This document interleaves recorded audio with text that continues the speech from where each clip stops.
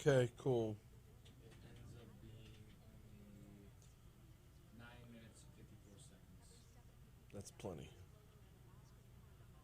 We did run long with him, huh? Shit. Yeah, that was cutting out the whole like, yeah, this is gonna be done. This can be put on tomorrow when the Yeah. movie just comes out. Like, Right. cut all that out. Yeah. Yeah. I think he enjoyed the conversation.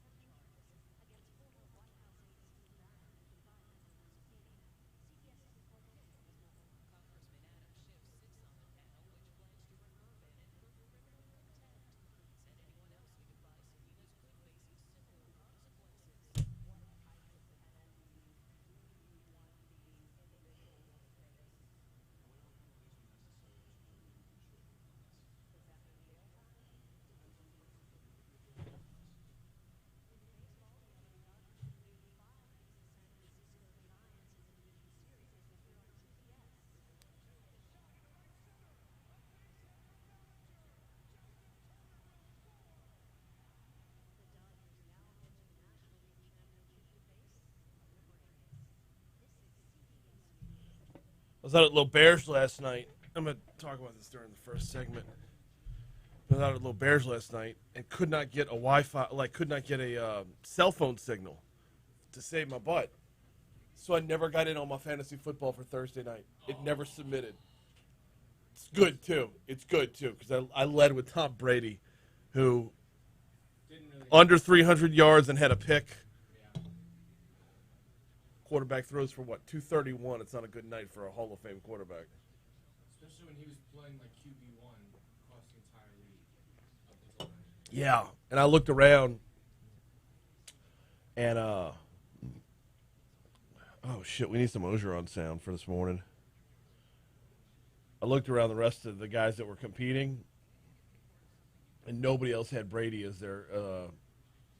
So it's not a QB1 situation. You pick like 6 guys, and they're all flexes. Yeah. You just pick one who's the captain. So you're one person, you get 1.5 times their points. Yeah. So if you pick Antonio Brown, you're rolling in points. Yeah, probably. For some reason, he's the first option on that team. Antonio Brown's nasty for some reason on this team. Like he's carrying people in fantasy. He went undrafted in my 10-team league. Then he got picked up on waivers. I want to say he's WR1. from a fantasy perspective, Jalen Hurts did pretty well as well because he had 2 rushing touchdowns. Yeah. Which is surprising because that Bucs defense is no joke. I think Richard Sherman got a season-ending injury, if I'm not mistaken. Oh, damn. Which is very unfortunate. But, go slim, by the way. It's the first thing you got. Okay. Speaking of go slim. Yeah, it's going to be a rough way in this morning because all they had to eat was fried food last night. Feel that.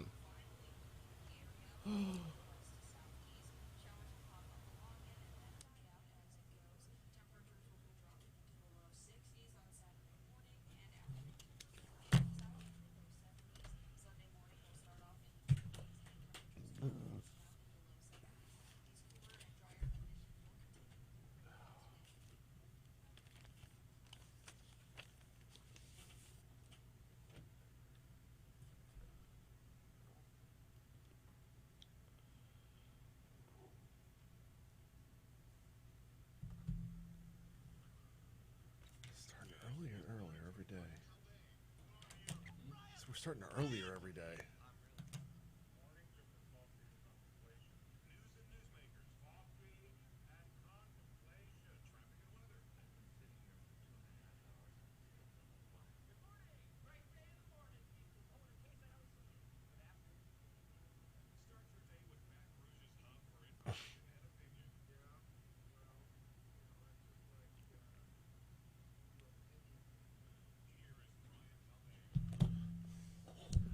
606, Talk 107.3 FM, WBRP. Good morning, everybody. Brian here with you. Jake Barty producing. We call it Mornings with Brian Haldane. We are off and running on this Friday morning. Whew. Busy show lined up for you today. Setting up what should be a fantastic weekend. Results on the field aside. Should be a fantastic weekend throughout Baton Rouge. A little bit of rain rolling through this week to this evening, and then boom, nice and cool overnight tonight into tomorrow. You just heard the forecast from Marissa Nuzzo. We had WBRC's chief meteorologist, Dr. Josh Eachus, on with us yesterday, talking about it. The cool front is on its way, baby. High of 88 today. By comparison, tomorrow, high 74. 75 on Sunday, 76 on Monday. We'll creep back into the 80s by midweek next week. So, looking forward to it. I get geeked up for fall weather. It's a nice little reprieve because it's twofold, really. Number one, yes, it's more comfortable. It's nice outside. You're not sweating just for sitting down. But number two, it's kind of that close to the hurricane season. You can kind of close that chapter a little bit and start letting your foot off the gas from the constant worry, preparation, the whole works. Hey, we got a big show lined up for you today. Jacob Hester's going to be in at 6:30. No Haggai Davis today. Normally we do Cup of Tech Gumbo on Friday. Haggai is out of town this week. So no Haggai Davis today, but we got Jacob Hester coming in at 6:35. It's Florida weekend. There is nobody I'd rather talk to during this week than Jacob Hester. I mean, we all know the legend, the lore that is number 18 and his fourth down heroics also many years ago. Talk with Jake at 6:35. We got Eric Romero from the mayor's office. He heads up technology over at the mayor's office. They've got a number of announcements and initiatives they're working on. That's at 6:52. So I guess we will kind of have a little bit of a Cup of Tech Gumbo. We just won't have Haggai. Anyway, 7 o'clock hour, Scott McKnight is going to hop on the hotline at 7:15. Similar conversation to what we had yesterday. We talked with State Senator Franklin Foyle yesterday about spending $1 billion. We got $1 billion, going to burn a hole in our pockets like a sailor on shore leave. How are we spending $1 billion? Going to talk with Scott McKnight about that at 7:15. 7:35, the folks at Baton Rouge General have a men's health clinic coming up soon. We're going to run down a little preview of that. I say soon. It's about 3 weeks away or so. First weekend in November. Alabama game, I believe, is when it is. And then 7:55, we're going to squeeze this in real quick. Lieutenant Governor Billy Nungesser, he was on with us last week, right?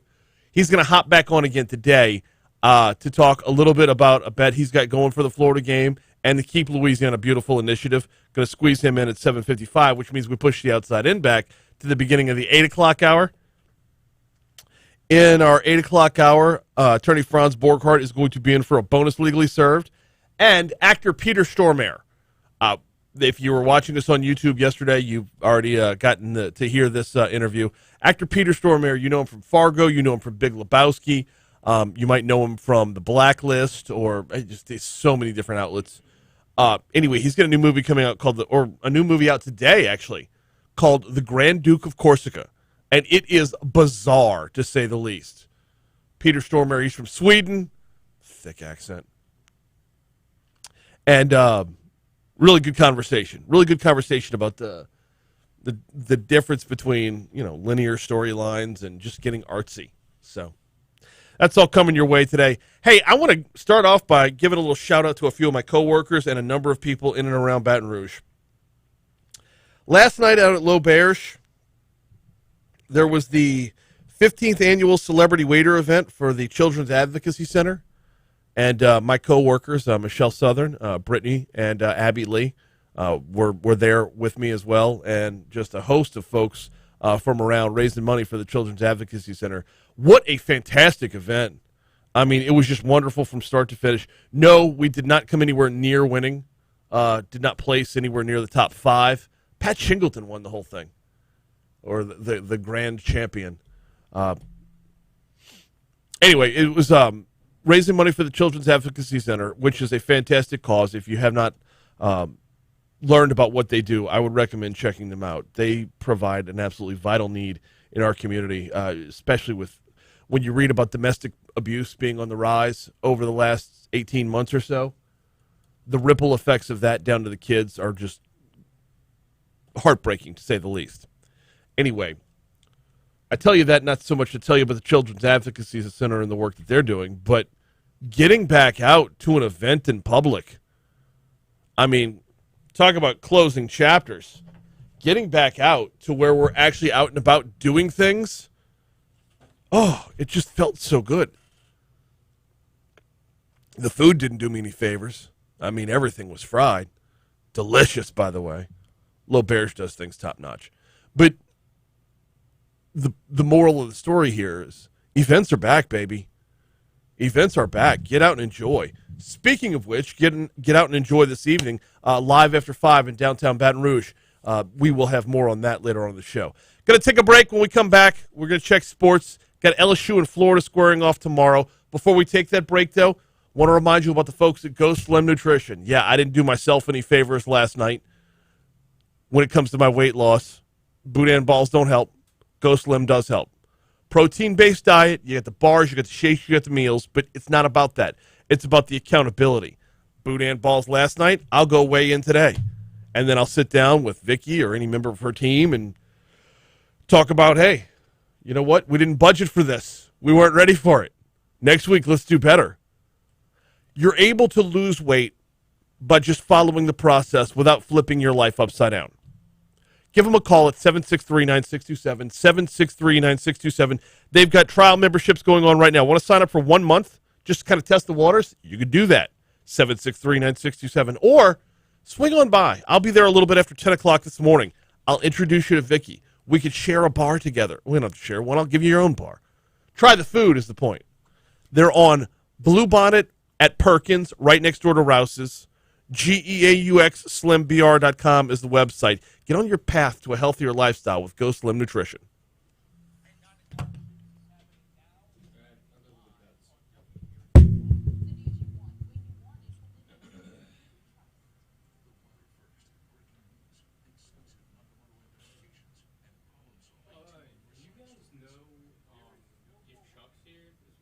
No, he's not here. No.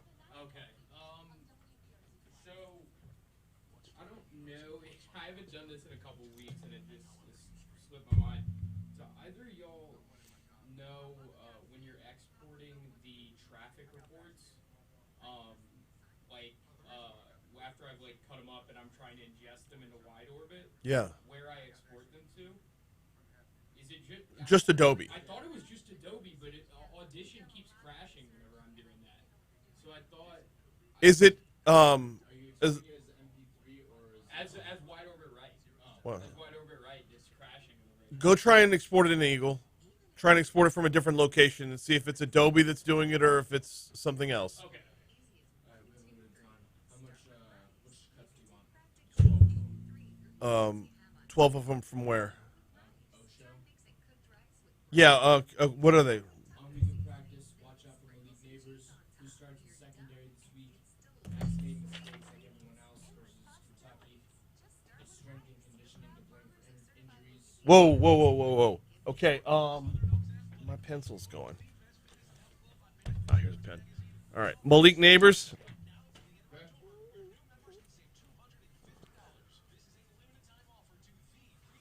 What was after that? Secondary? Yeah, we start the secondary this week. That's what you want. And strength and conditioning. You want those three? Yeah. Do you want to go for the rest? Yeah, please. So Max made mistakes like everyone else. On Emory Jones, on Florida O-line, Florida has turned the triple option into spread offense. Florida passing game, have to block Florida speed. Offensive goal versus Florida. LSU Triple option.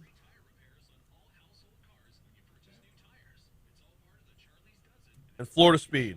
Florida speed, got it. Okay.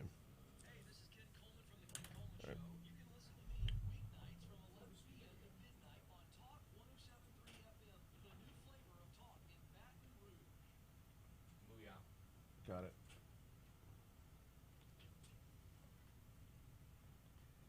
Nah, I gotta push that back.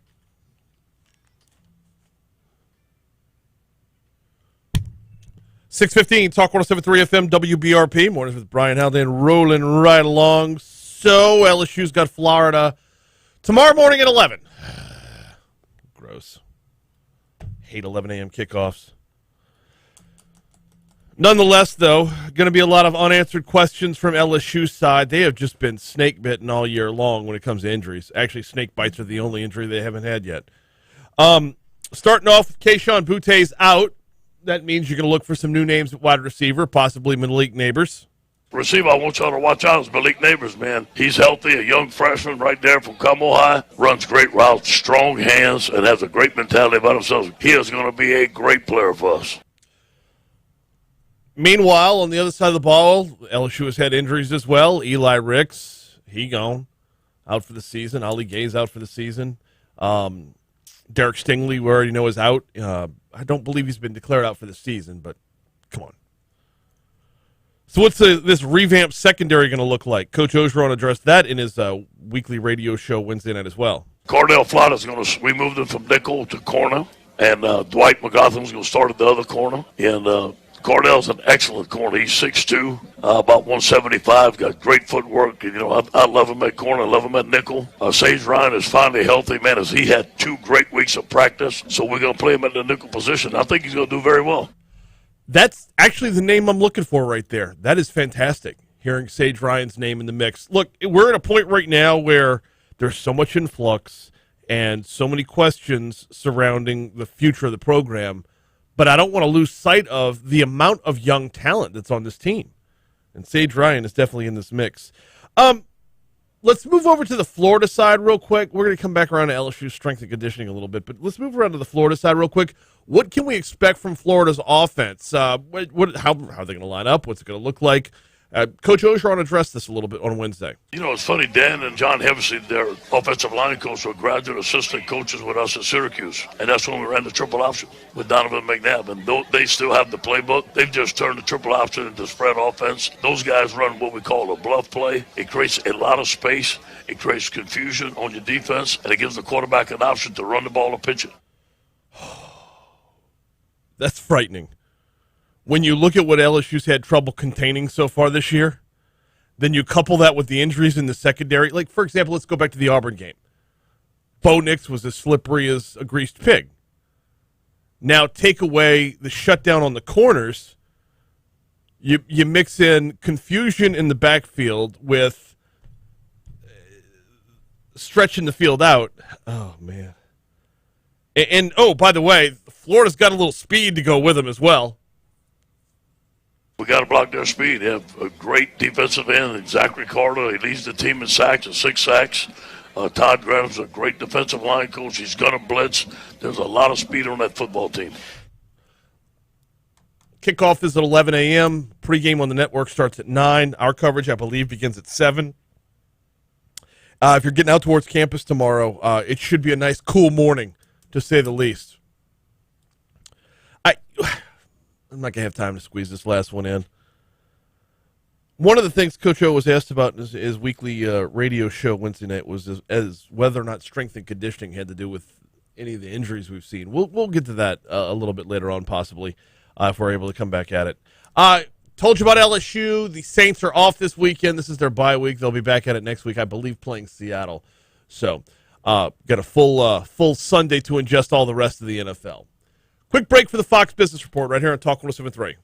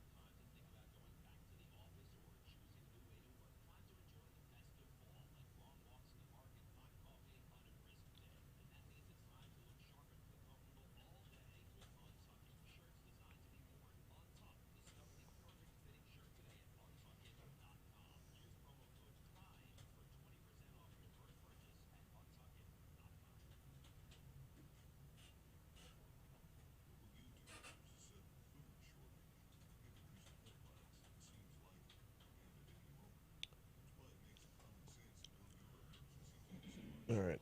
I got to run downstairs real quick. I'll be right back.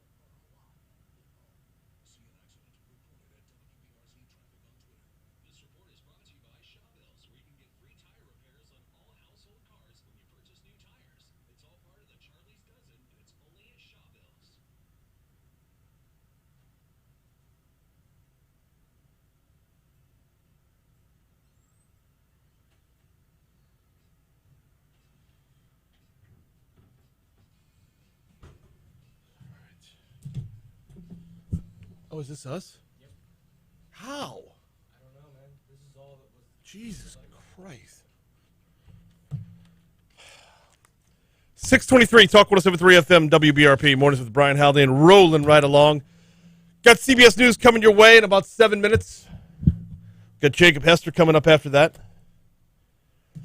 A couple of different topics to cover in this particular segment.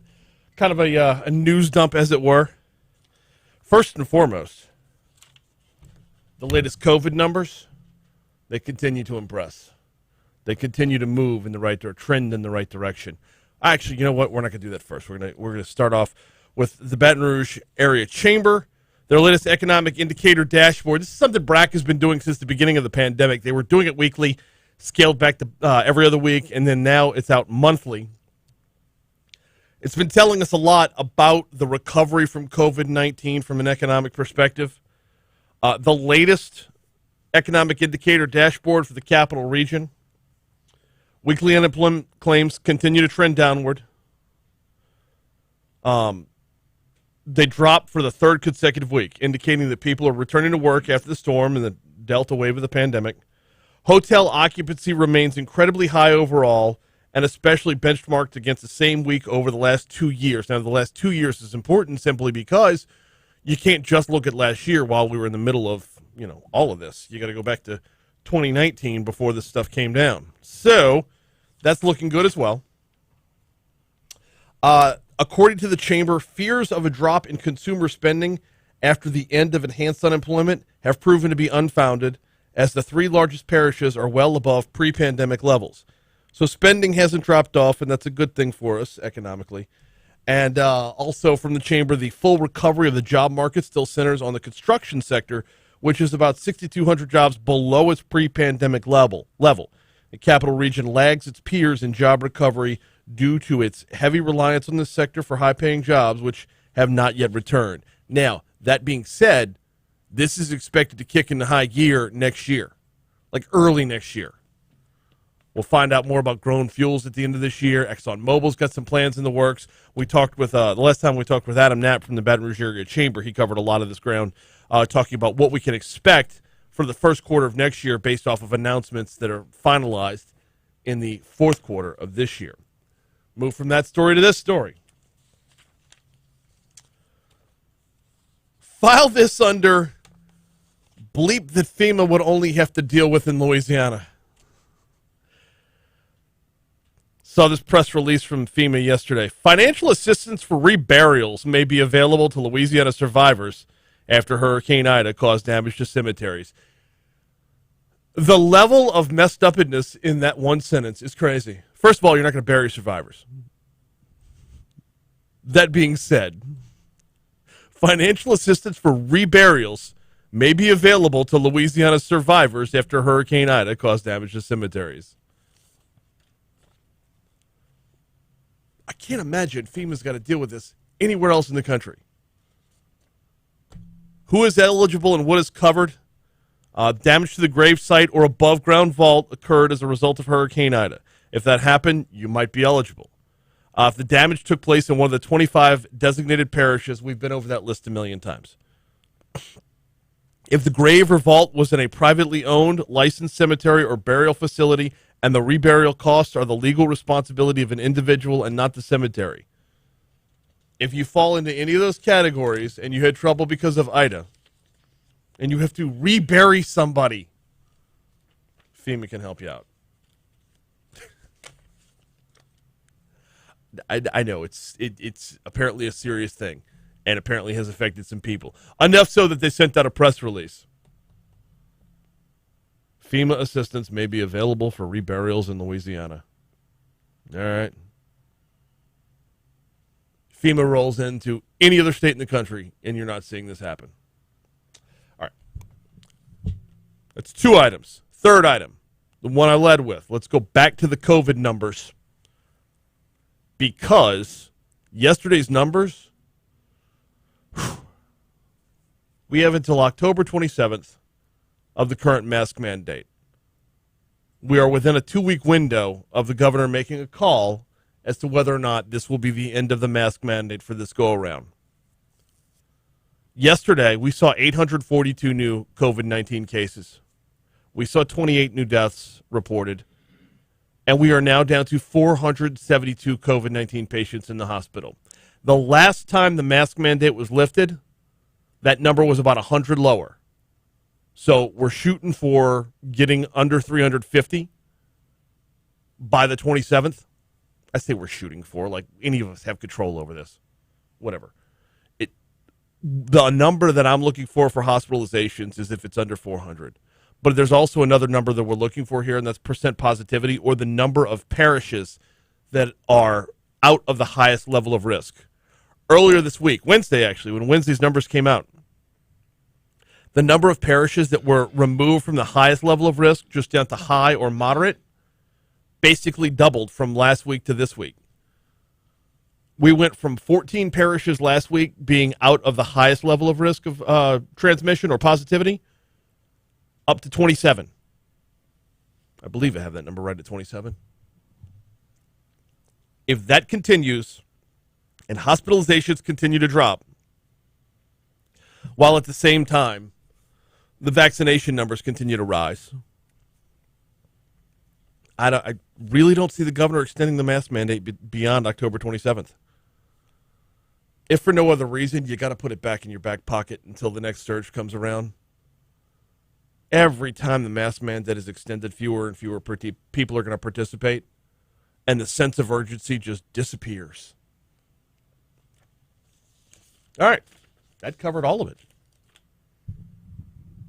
I got to all 3 of those news items that we wanted to get to, so let's take a break for our CBS news, get the latest on Bill Clinton, and local news, traffic, weather, all coming your way. When we come back, Jacob Hester from 104.5, 104.9's Off the Bench is going to join us. He knows a thing or two about the Florida game because he's played a few times in that Florida game.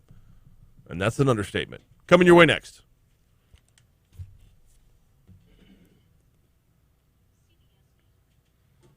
Yeah, I don't know what's up with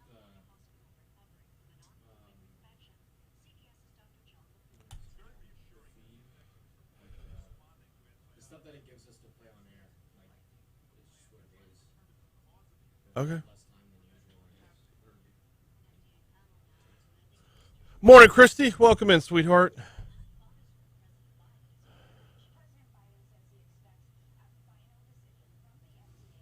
What the?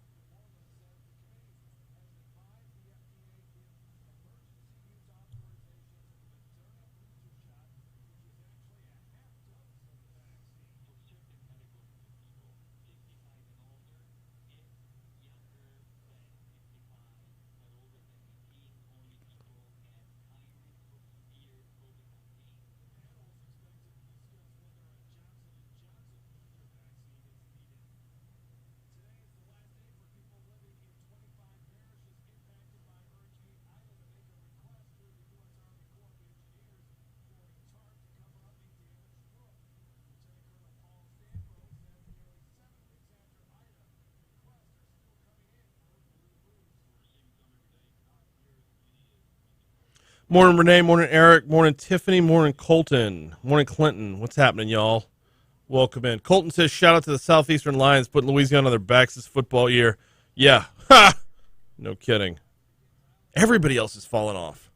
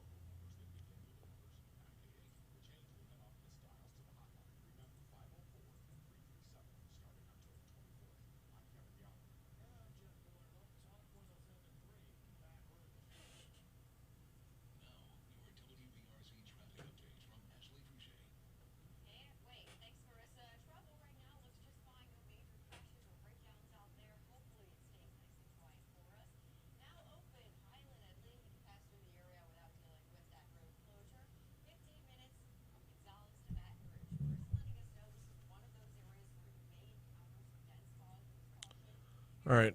Kill the mic so I can give you Hester's number.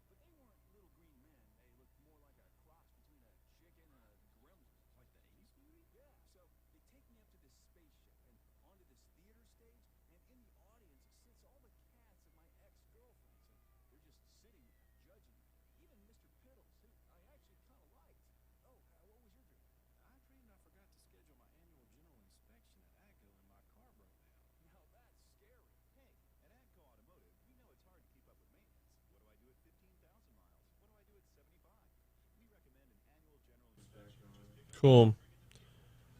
Clinton says ULL's doing good. Yeah, ULL is 3-0 in conference. I want to say they're like 5-1 overall. They are doing good. ULL is doing good.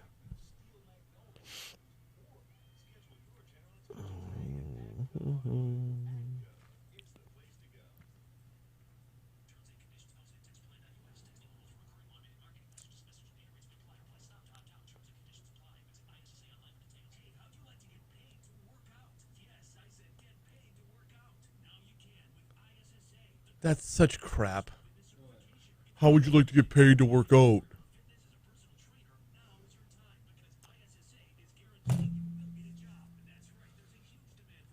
You get paid to teach other people how to work out. You're not really working out yourself.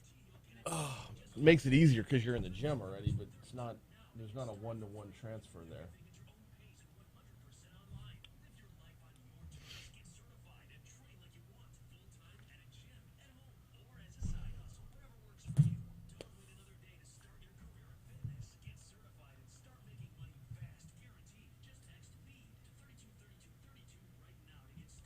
Unfortunately, there's like no real good verdicts today. All right.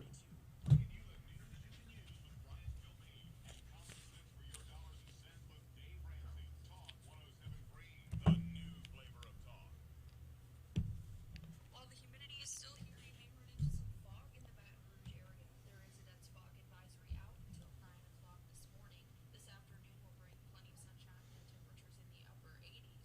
Late tonight, a cold front will finally move through the area from northwest to southeast. Showers will pop up along it and then die out as it goes. Temperatures will be dropping into the low 60s on Saturday morning, and afternoon temperatures will max out in the low 70s.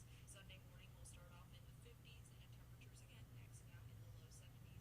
These cooler and drier conditions will continue through early next week.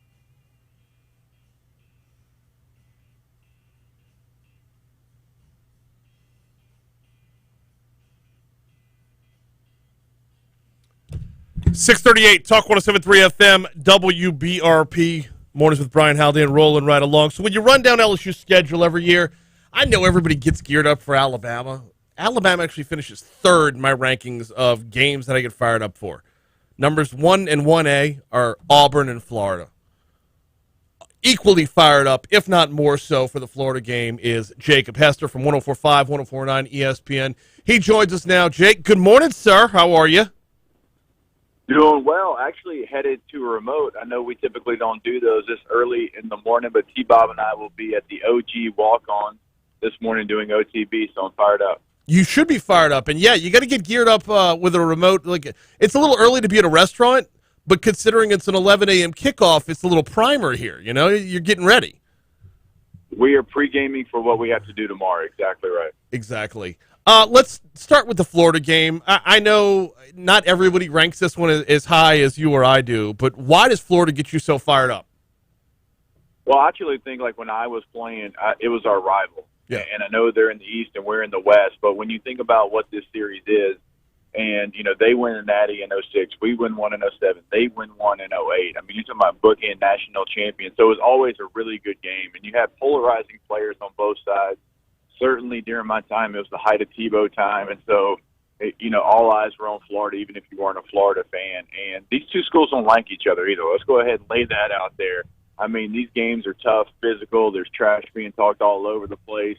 And it's just a good old, I don't like you, you don't like me, we're going to play to the death type feel to it every single time these teams get together. And there's always been some craziness. We talk about the Auburn series, but I don't think the Florida series gets enough credit for how crazy these games are. I mean, look at all the special teams plays alone in this Florida LSU series. So for me, it's just something you can always count on being a really good game between two teams that are doing everything they can to try to win. Special teams are one thing. Fourth down, going for it on fourth downs is another. That's a thing. That's something you know a thing or two about. Man, that game's wild, and I love kind of reliving that game every single year when this game comes up, and not because of individual efforts, but team efforts. Flynn and I actually did an LSU film room the other day inside the facility, and if you go back and you watch that tape, just so many guys that did exactly what their job was. I mean, Brett Helms at center, Ryan Miller, who was a center, had to come in at right guard that game and was absolutely mauling people. And to watch that offensive line work together and be in sync was a thing of beauty. And so many different performances on the defense, certainly we could point out in that contest alone. Brian Perilou came in. He had a fourth down. Flynn had a fake field goal and a touchdown pass on fourth down. Everybody did their job. Everybody lived up to the hype of that game, and it was a total team effort. It truly was. You know, another thing that gets overlooked in this series, and I'm never going to forget it, Alabama's never cost us a home game. The Florida series has cost us a home game. No, gosh, I mean, I remember that year. So my in-laws lived down in the Panhandle on the beach, and I remember driving down. I was going to stay with them, me and the family, like a day ahead of time, you know, get an extra family day in. And then all of a sudden you're at that game, you're about to cover it, and it gets canceled. That was definitely a first-time deal for me. Let's talk about this year's game just a little bit. What can we expect tomorrow? All right, so when you look at this contest, I think we all know Florida's an 11-point favorite. Right? That's a huge number for any team coming in to Tiger Stadium. But when you look at what they do really well, they run the football. They've got two quarterbacks, Emory Jones, Anthony Richardson, that can absolutely go. They can hit home runs on every single carry. They've got Pierce and Davis, solid running backs. I'm not saying they're game breakers. I know that there's better backs in the conference, but let me just warn LSU fans, they are both very solid running backs, and they want to run the ball. That's who they are. That's what their MO is. That's what it's going to be. So if you watch that Kentucky tape from last week, Kentucky ran for 335 yards. Now, they don't have a Chris Rodriguez, but they've got a bunch of guys that can come together and put 300 on you on the ground real quick. LSU can't allow that to happen. If you're LSU, you've got to say, Emory Jones, you've got to beat me throwing the football because you're not doing it with your legs. That has to be the game plan. You have got to see LSU play more stout up front. They have to fit the run better, Brain. I mean, they just did a poor job of fitting the run. Every backside cut on a zone run was there last week, and it was no surprise. Kentucky runs inside zone 48% of the time. You should not be surprised by the run fits that you have to fit up on a zone run, right? So that's something you've got to get fixed. And then offensively, it can't be clunky. Clunky's kind of been my word for LSU's offense when it's gone bad. It looks like there's no rhyme or reason for a couple of things, right? Offensive football, A, B, and C should all set up each other. I run A to set up B, B sets up C, right? Yep. It can't be I'm running A just to run A, B just to run B, and C just to run C. It all has to have a flow to it. And when you're going on offense, the word I always use is crisp. If you look crisp on offense, that's really good. If you look clunky, that's not great. So they have got to get into better form. They've got to get into a better flow. Ty Davis-Price had his best game maybe in purple and gold last week against Kentucky. Build on that. Know that you can do that running the football against a good front seven in Kentucky. Don't come out and think you have to throw the ball every single play. So for me, offensively, we've seen it before with the talent that they have. Like, we've seen games where they have taken over at points. Now you've got to put it together as far as a game plan and execution of that game plan. We'll get back to LSU's offense in just a second. I want to ask you about a defensive question first, though. I don't know how LSU goes from basically shutting down Tank Bigsby for most of the game against Auburn to giving up 300 yards on the ground against Kentucky. And then you add to that the level of confusion that Florida's offense tries to create. That's going to mean nastiness as far as an LSU fan's perspective is concerned. But then I want to, you said you got to force them to beat you downfield. We're short in the defensive backfield as well. Is that going to play a factor tomorrow? Well, it definitely doesn't help. You're down Eli Ricks. You're down Derek Stingley, as we all know. Now Dwight McGlothern has stepped up, and I think he's a really good player. You're going to ask Darren Evans and Darius Jones to step up even more. But you can do some things in coverage, right? You can play a zone coverage. You don't have to play man across the board. There's things that you can do in coverage. You also got a Cordell Flott who's been a nickel, he's been a safety, but certainly you can bump him out to corner and maybe put Cam Lewis into the nickel spot. Maybe we see Sage Ryan, the 5-star freshman, for the first time. So you have some bodies that you can kind of switch around. And again, if you're in zone coverage, sometimes that can hide things for you because you're playing a zone, obviously, and not a man. So it's definitely something where you are going to have to game plan it. You're going to have to make sure that you've got everybody in the right position. But I'm more worried about stopping the run. And you mentioned Tank Bigsby, and Tank's a great player, but that game had a couple of dynamics. One, Auburn got down, so they had to throw the football more. And you did do a good job against Tank Bigsby, but please don't make it any mistake here. Chris Rodriguez is the best running back in the SEC. He might be one of the best in the country, and he deserves a lot of credit for what he did last week for Kentucky. Moving back to LSU's offense, we did see a lot of progress from Ty Davis-Price last week. Was that a matter of the situation with Kentucky was just kicking our butts so they could give us the run, or was it a matter of finally putting in I hate saying it, put in a tight end who knows how to block? Wait, what school did he go to? I believe he went in the piney woods of the North Shore at St. Paul's. That would be walk-on Jack Mashburn, sir. Yeah, I thought you might know that information. Oh, yeah. No, that was at the ready. Yeah, hey, look, in all seriousness, I think it's a combination of both, but more what the LSU Tigers did. You're right, Jack Mashburn had a heck of a game. He really did. He came in, and you could tell once he came in, like the offensive staff realized, okay, he is doing his job. He replaces Cole Taylor in those blocking assignments. Now, Jack Best is certainly going to still be in the game, and they're going to do some things with him at tight end, at receiver, but I think Jack earned the right to be in there. When you look at the Pro Football Focus grade, he graded extremely high. He was over 75% in this game against Kentucky. So it was good to see them be physical. I think that Kentucky gave you some, but, hey, a lot of teams this year have tried to give it to you, and you haven't been able to take it. I mean, we could go down the list of games that you just weren't able to run the football, even when they were rushing 3 and dropping 8. So I think it was a combination of both. Ty Davis-Price had great vision. He ran behind his pads. He was physical in this game. We also saw him bounce a couple to the outside. So it's definitely something LSU's got to try to lean on a little bit again this week. They can't abandon it if it doesn't work the first 2 runs that you have. You showed that you can do it against a good team, and you can't get one-dimensional against this Florida team. Todd Grantham will eat you alive. Like, one of the things he is really good at is dialing up a blitz if you get past happy, so you have to be careful there. Off the bench, you can catch them 7 to 10 on our sister station 104.5, 104.9, or just swing on by the OG walk-ons to find Jake and T-Bob. Jake, appreciate you hopping on board this morning, man. Absolutely. Go Braves. Boo Mets. Later, bro. See you, brother. Later. Yeah, all right, fine. I'm an adopted Braves fan because I dislike the Dodgers even more. Quick break. When we come back, we're going to check your money now. We'll check traffic. Let's talk tech a little bit. Eric Romero hops on board next. You have to push traffic back to the other side of your money now. Yeah, once I knew he was going past. I tried to filibuster so he wouldn't hit that Braves hit. All right, whatever.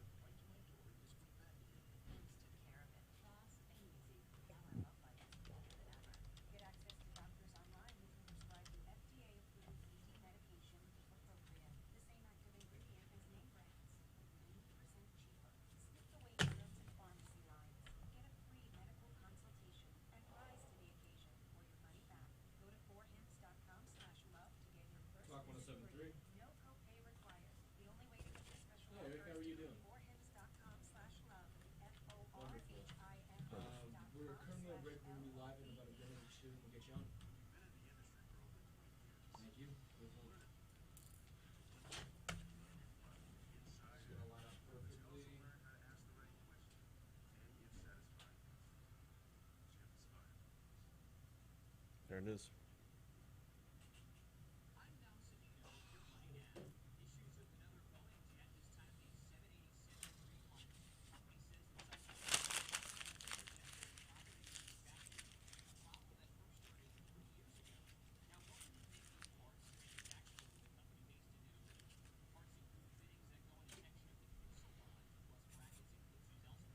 Okay, we'll keep that one.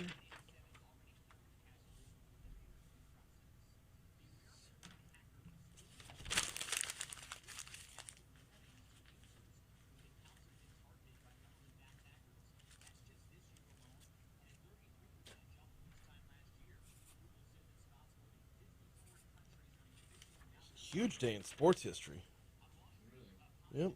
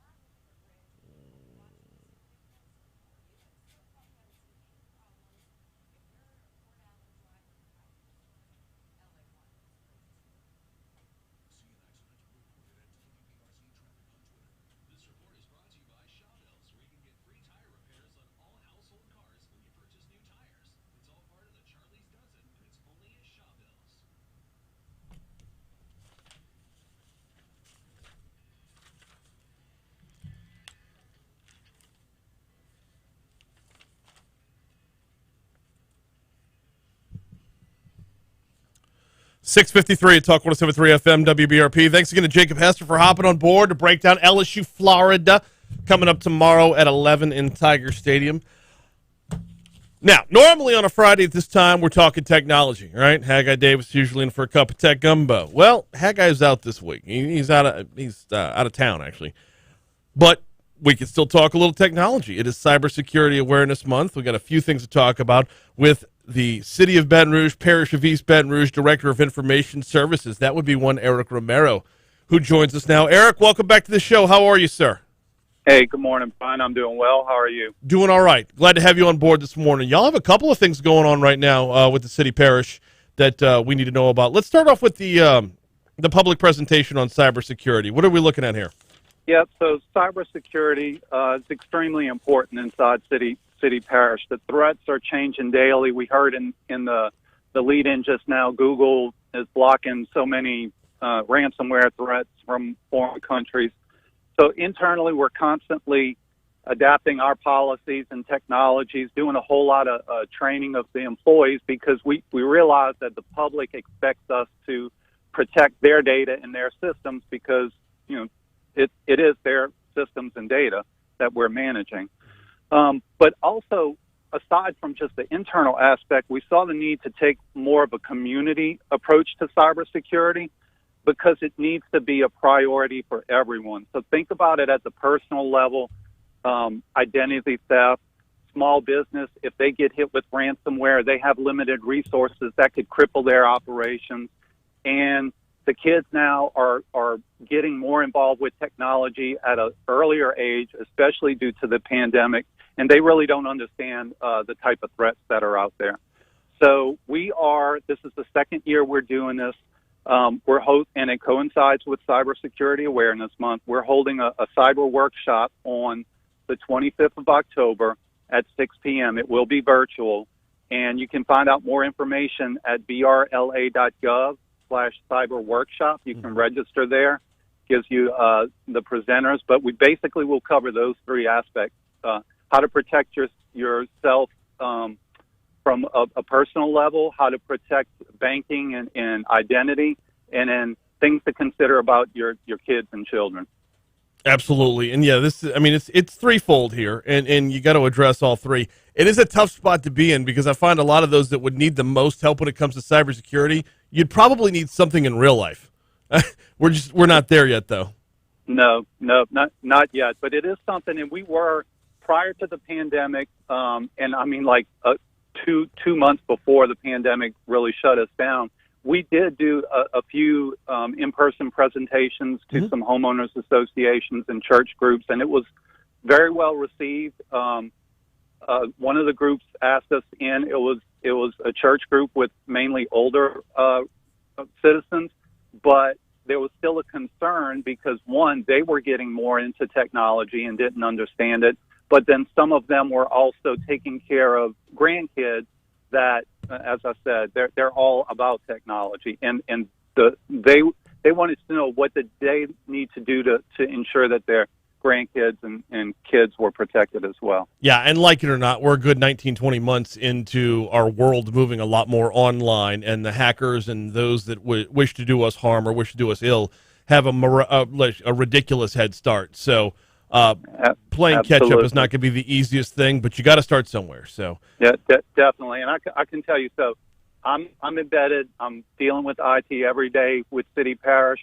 It is the main thing that causes me to lose sleep at night, and that's not a joke. That is a legit statement because the threats are constantly changing. What we do today, we're going to have to adapt tomorrow because there's going to be a new threat. We're constantly getting notices from our local and state and federal partners about the type of threats. So we're being as active as possible in preventing them, but it is a daunting task. Got about 2 minutes left. We got to address the Citizen Data Academy. Tell us all about this, or as much as you can within a 2-minute time frame. Yep, sure. So the Data Academy, and you can learn more there, brla.gov/Data Academy. So we have all of these transparency tools, Open Data BR, Open Checkbook, our GIS site. we put all these tools out there, but we understand that we don't just want to make them available. We want to make sure that the citizens know how to use those tools. So we've done presentations at libraries and, again, homeowners associations and such. Last year we did a 3-series Citizen Data Academy, taking you from the basics to the advanced. Mm-hmm. This year what we're doing is an on-demand approach. So we're creating what I'm calling micro videos, short 4, 5, 6-minute videos on specific topics in open data and GIS, all the tools that we're putting out there. So now the citizens can be focused on exactly what information that they want. Do they want to learn about how to filter in open data, or do they want to learn how to create a map in GIS, or do they want to know specifically information about how to use the Open Checkbook BR or Open Neighborhood BR application? So it's broken up into 4 modules. We have 2 modules worth of videos currently, and we'll be adding modules, the next set of modules or videos next month. He is Eric Romero. He heads up information services for Baton Rouge. We appreciate the time, sir. Thank you, Brian. Absolutely. Thank you. Thank you. Yeah, you do the same. By the way, that website is brla.gov/data academy. brla.gov/data academy. Time for the CBS World News Roundup. Then top stories and trending are next.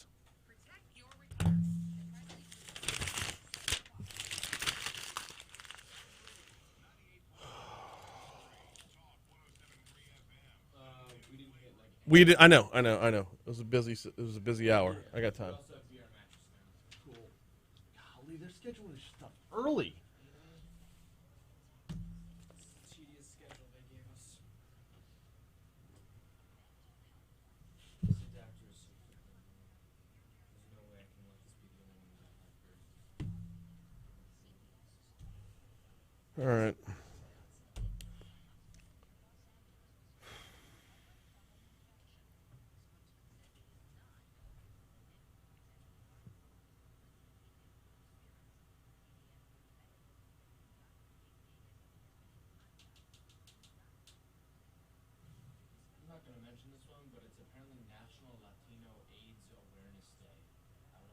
I didn't know AIDS could be Latino. Yeah, I don't know why specific cultures are used for this day, but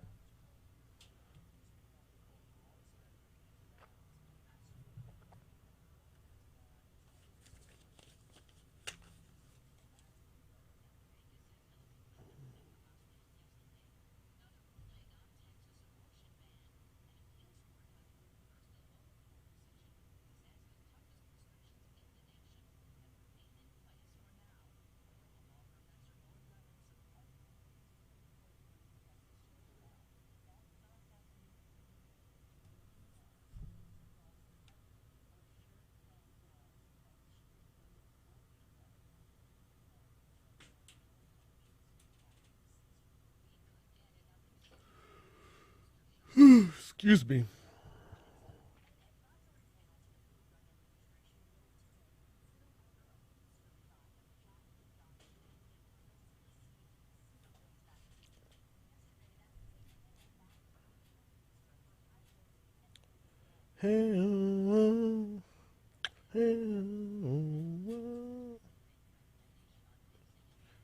Sing to me, baby, in my head right now.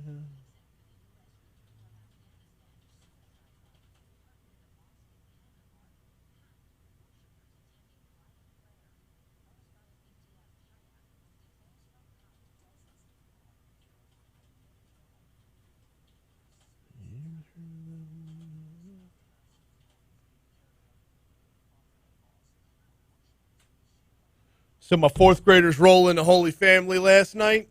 Take it to St. George. And I was headed over to Low Bears afterwards.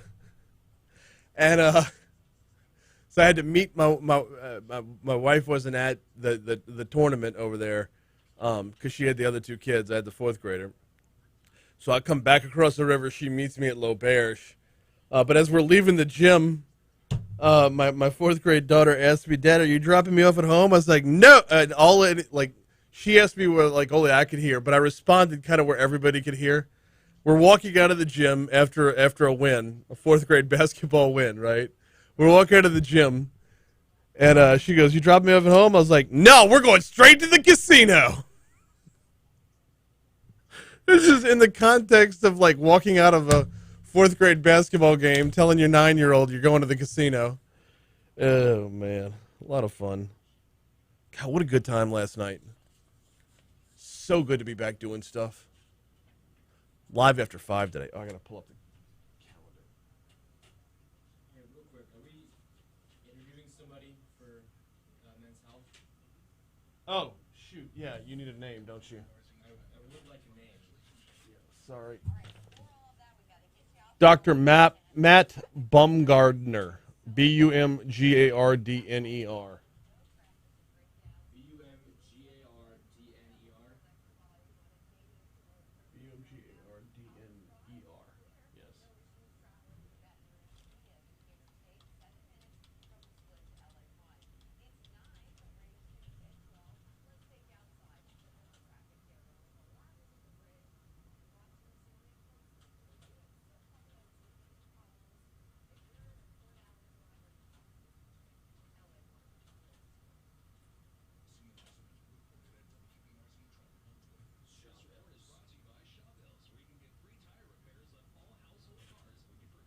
Where is my script?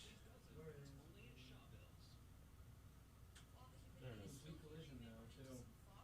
So, That's literally everything was piled in the first hour. When we have,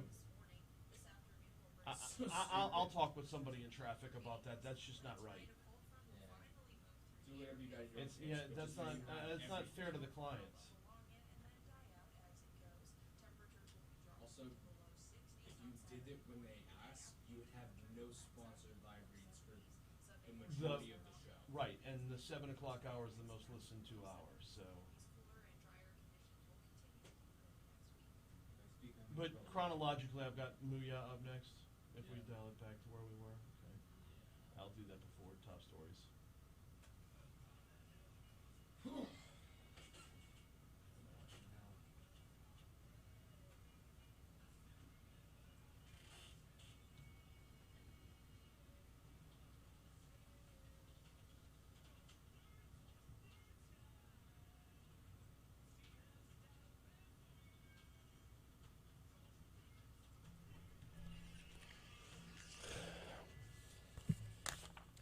.706 Talk 107.3 FM WBRP Mornings with Brian Haldane rolling right along. Hour 2 coming your way right now. We got a busy hour lined up this hour. We're going to be talking with State Representative Scott McKnight in our next segment. How do you spend $1 billion? It's not going to be a full billion. We do have to put some towards a rainy day fund. But we're going to get a breakdown. We got a breakdown from the Senate side yesterday with Franklin Foyle. Today we'll get it from the House side. With Scott McKnight, what will be their role? How will this lay out? I'm curious about it. How much are we restricted by the state constitution?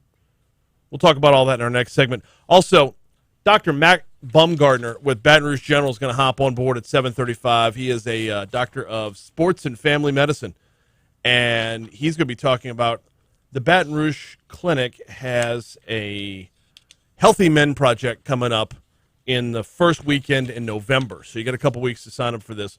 But we're going to dive into it. As men, we all know, we ignore what we're supposed to take care of.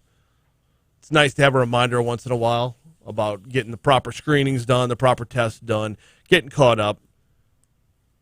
We'll talk at 7:35 about that. Also, Lieutenant Governor Billy Nungesser is going to hop on board to close out the hour, which means we'll push the outside and back the next hour. Going to get you to top stories and trending here in just a second. First, got to remind you about the folks over at Muya Burgers, Fries. You know what? I might have some Muya for lunch today. Going to hit my way in, then go, tear it up with maybe a, I don't know if I'm going to do double Diablo today. Do it. No, it's a lot. Do it. It's a lot.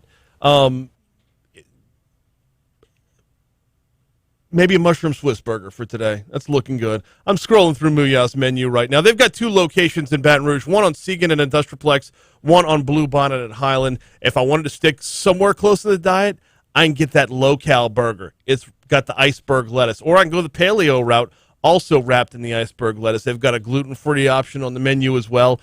And just more burgers, and it's an overwhelming number of burgers choose from. The indulgent barbecue, the best case scenario, the well-done, the A-wonderful, the hamburger dog, the ranch hand. The ranch hand is actually really good. Or if you don't find something on the menu to your liking, you can build your own, and that's the beauty part about it. You'll get the fresh-cut ingredients. You'll get the fresh-cut vegetables. You'll get the potato bun, freshly baked potato bun, certified Angus beef. And if you have not yet downloaded the Mooyah app, I highly recommend doing that. Start earning yourself some rewards points. In fact, you get a free order of fries just for downloading the app, right? Get yourself some rewards. Get yourself a little birthday present, or start building up towards a mushroom Swiss burger, a cheddar bacon burger, an A1 cheeseburger. The list goes on and on. The Big Dill is going on for a limited time only right now at Mooyah Burgers, Fries, and Shakes. Segan at Industrialplex, Bluebonnet at Highland. Swing by for a burger for lunch today. Top stories and trending. Let's go.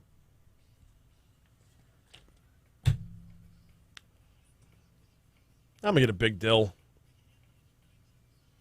Totally getting a Big Dill.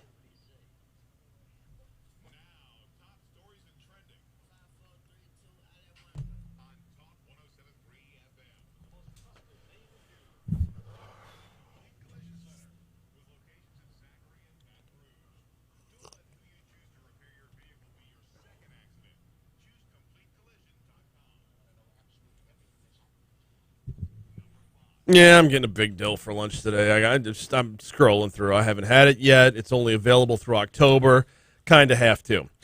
Two brothers, Ladarius Coleman and David Williams, were indicted yesterday in a Memorial Day shooting that claimed the life of a 1-year-old girl. Williams, 19, Coleman, 16, were charged with second-degree murder in the deaths of Jatiri Brown, 1 year old, and Reginald Thomas, 20, as well as Dwayne Dunn, Jr., who's 16. Williams was 15 at the time of the murders. By the way, East Baton Rouge Parish District Attorney Hiller Moore said soon another man, 20-year-old Caleb Trajan Turner, will be brought before a grand jury on trial of second-degree murder in the case as well.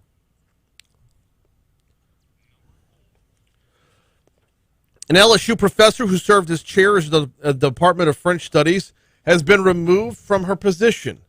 Adelaide Russo was fired 1 week after 6 women sued LSU for failing to investigate complaints of sexual misconduct against a former grad student. Russo is named as a defendant in the lawsuit. Her removal was confirmed in a Wednesday memo from Troy Blanchard, dean of LSU's College of Humanities and Social Sciences. In that memo, Blanchard said officials within the Office of Academic Affairs and Human Resources and the Office of Civil Rights and Title IX recommended Russo's removal. Detectives from the Baton Rouge Intelligence Division have launched an investigation to determine how a man with a history of theft on his record managed to get hold of a BRPD uniform. This week, law enforcement assisted the East Baton Rouge Coroner's Office on a mental health call. That's when they discovered Frank Pansacana wearing a Class A Baton Rouge police uniform. Quote, "We know he has a history of theft," said L. Jane McNeely with the Baton Rouge Police Department. Neighbors who witnessed the entire thing said Pansacana gave a shaky explanation as to how he got the uniform. BRPD said no uniforms have been reported missing recently. They confirmed the uniform that Pansacana was wearing was authentic, believed it is less than 2 years old. Police have strict protocols when officers retire that their uniforms must be turned in.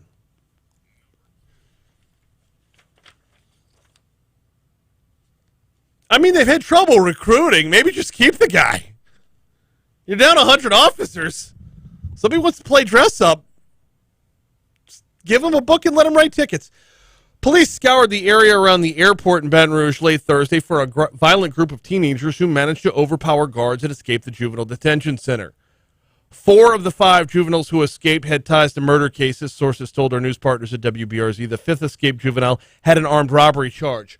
During this escape, at least 2 guards were involved in a bloody fight. They were injured. As of 10 p.m., the guards had not been hospitalized, though they were recovering from minor injuries.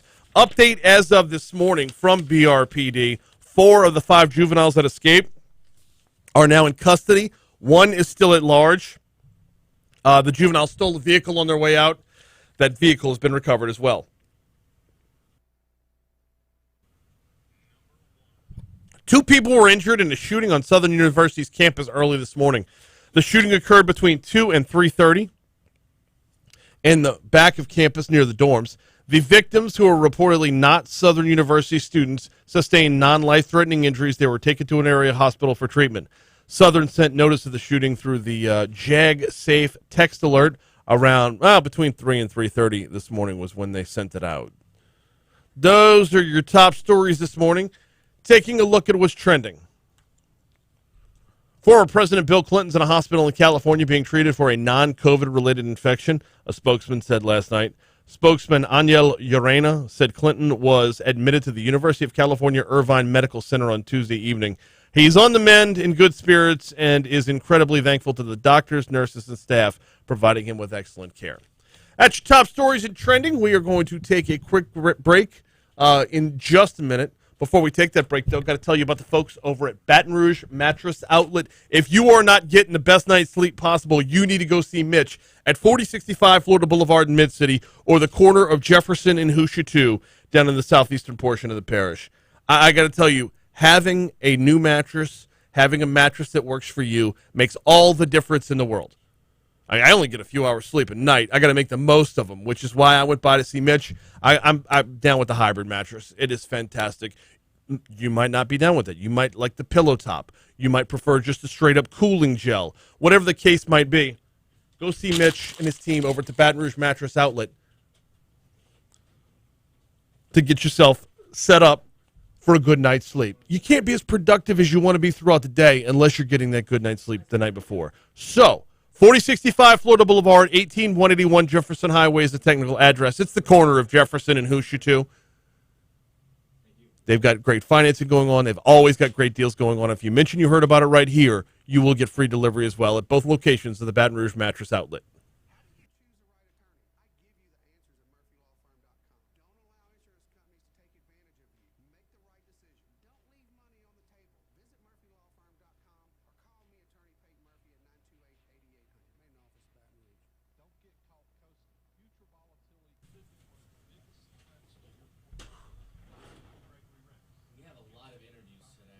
Yeah, I know.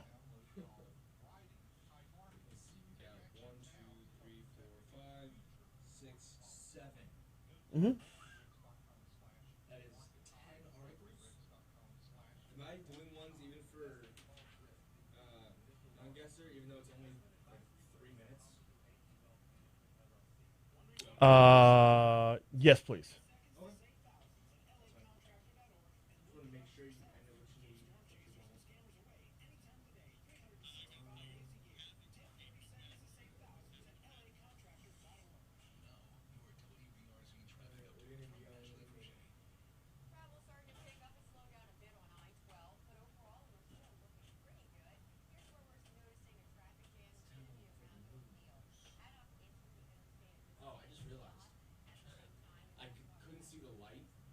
Over here because this was blocking it. Ah. Someone really jacked up the whole setup here, and it really messed with this morning.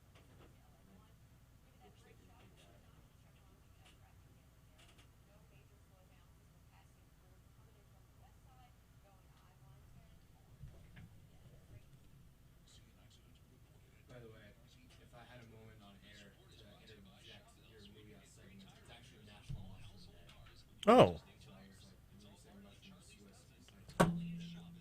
That'll be mentioned that during the this day in history, and we can give them a little free shout out.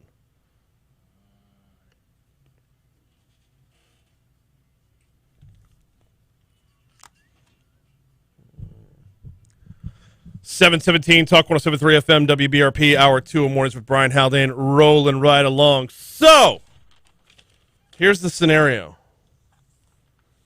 You just won on Supermarket Sweep, and you get to run up and down the aisles grabbing all the groceries you want. No, not really, but close.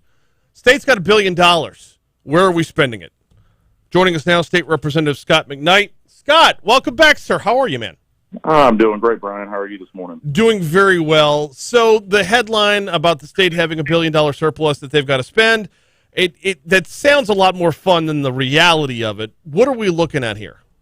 Yeah, so, we have $1 billion, but we really have a lot of that is going to be diverted into things that the Constitution says we have to do first. So we're going to end up with about $450 million at the end of the day.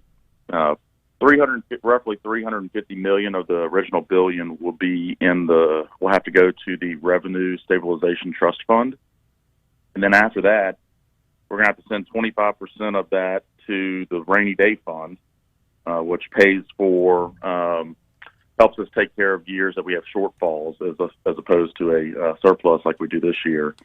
And then roughly another 10% will go down to pay the unaccrued liability that we have on state pensions. So once you do all of that, you're back down to about $450 million.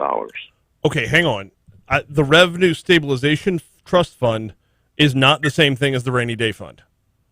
This is what I understand so far. No, that's two different things. Okay, well, that's going to eat more out of it, which means it's taken away from where this money could have gone to fill gaps that have been sorely, sorely needed in where it could be funded. For example, infrastructure. I know Sean Wilson over at DOTD would like the money. We've seen the remarkable work from the levee protection districts when Hurricane Ida rolled through. The difference between flood damage and wind damage had everything to do with what CPRA's been up to. So how much, by law, constitutionally, how much are we required to put away everywhere? It's going to narrow it down that much? Yeah. So, again, about 350 of the billion will go to the Revenue Stabilization Trust Fund. So what I understand is that can be used, once it hits a certain amount, it can be used to go to much-needed state construction projects. Mm-hmm. And then 25% of the remaining money will go to the Rainy Day Fund, and then which obviously takes care of years that we have shortfalls in our budget. Yeah.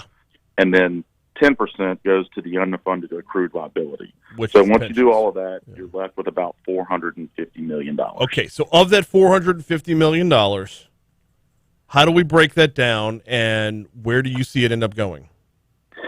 I think I did get a chance to listen to Senator Foyle yesterday, and I think I think everybody's pretty much on the same page on this. I think you've got, obviously, the road and bridges and the infrastructure issues that we've been dealing with for quite some time.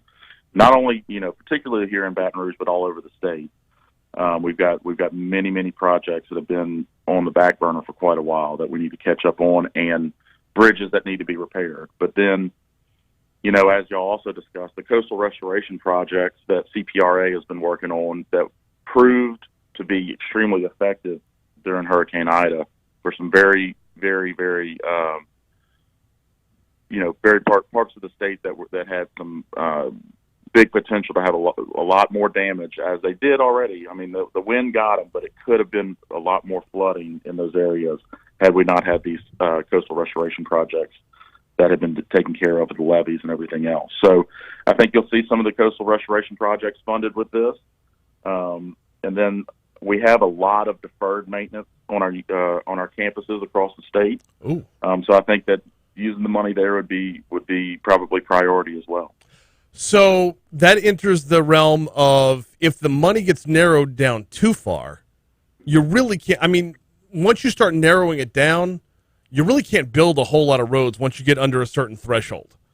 So at a certain point, do you start saying DOTD either they get all of it or it's not worth it? You could pay for a lot more deferred maintenance with that money and get one area completely back up to speed, rather than spreading it so thin that you don't see any effective outcome in any of the outlets. Yeah, Brian, I think that's something that we're really going to have to look close at, because, this past session we did pass a great infrastructure bill that's going to be sending an additional $300 million a year into these road projects, which is going to help significantly move some of this process along that we've needed desperately. But when we did that bill, it also allowed money to be freed up in the budget to start addressing some of this deferred maintenance. Probably not as much as we'd like, but it will move that along as well. Mm-hmm. So yeah, I think it's going to really be one of those deals where we sit in committee and hash it out and figure out the best way with matches and bonding and everything else that we could really make the largest impact. Yeah, I just say, because it gets alarming quick. With a $14 billion backlog of projects, DOTD needs every dime they can get, right? That's but right. Once you get down to a certain point, and when you brought up the deferred maintenance, that's a whole other world of you could make a serious impact. And of all the projects that are out there that could get caught up on, you could actually tick something off until it's completely checked off the list. Yeah, no, I think you're right on that. I think that it's just going to be, again, looking at it and see where we can be most effective with the dollars. You know, as we all talk about, these are essentially one-time dollars, right? Right. So we can't spend them on reoccurring expenses, as we shouldn't be. We've gotten ourselves in trouble, and we don't do that in our houses, so we shouldn't be doing that down at the government either.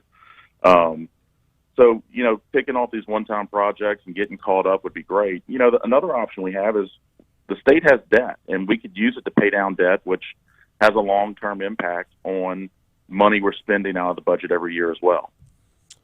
That is so responsible and not sexy. I don't even want to talk about it. I know. It's not that much fun, is it? It's Dave Ramsey, 1-4, right here on Talk 107.3.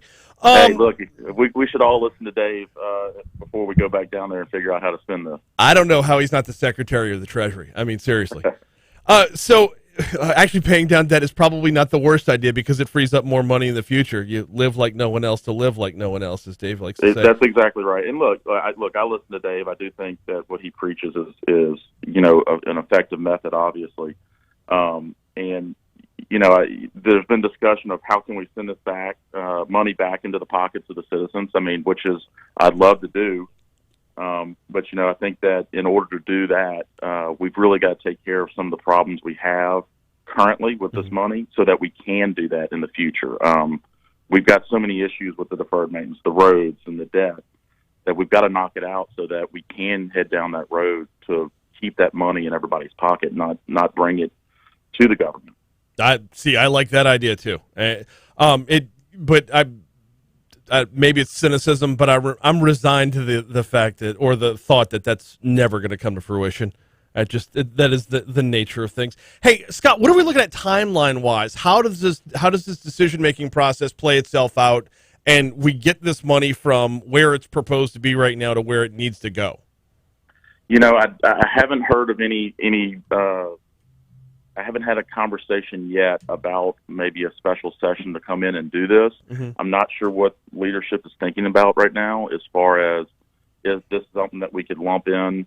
There's likely going to be a special session at the beginning of next year to deal with redistricting, which is obviously a very large topic. Mm-hmm. I don't know if we try and put this another, a session right up next to that one to deal specifically with this.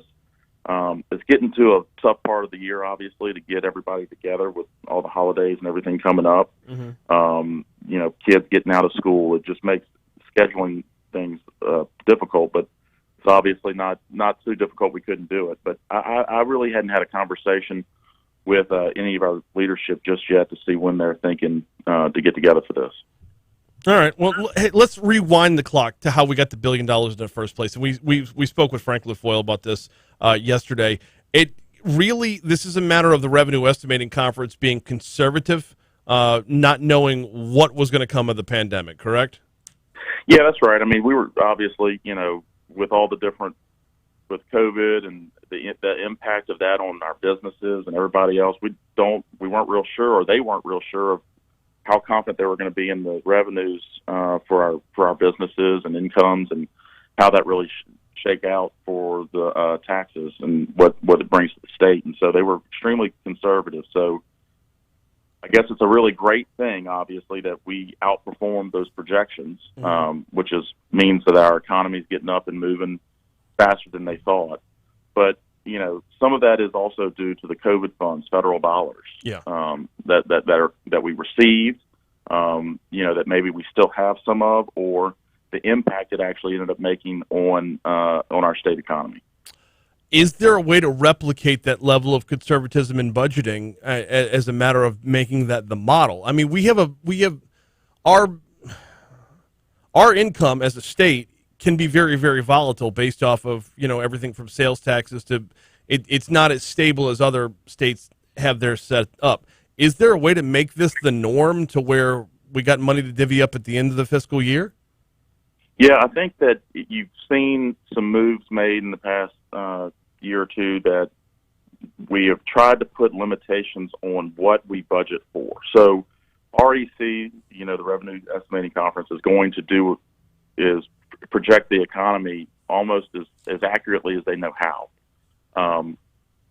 So they're not going to give us a conservative, necessarily the most conservative number. They're not going to give us the wildest number. But what I think we can do is whatever they're basing that decision off of, we just start deciding not to spend 100% of it, which I think you've seen recently in a move by the legislature. We've been ratcheting back, saying that, look, whatever we project, we need to only, expect to expend 98%, 95%, whatever those numbers are. It needs to keep coming down to where we do end up with a little cushion to make sure we don't get into the problems we've had in the past with the deficit.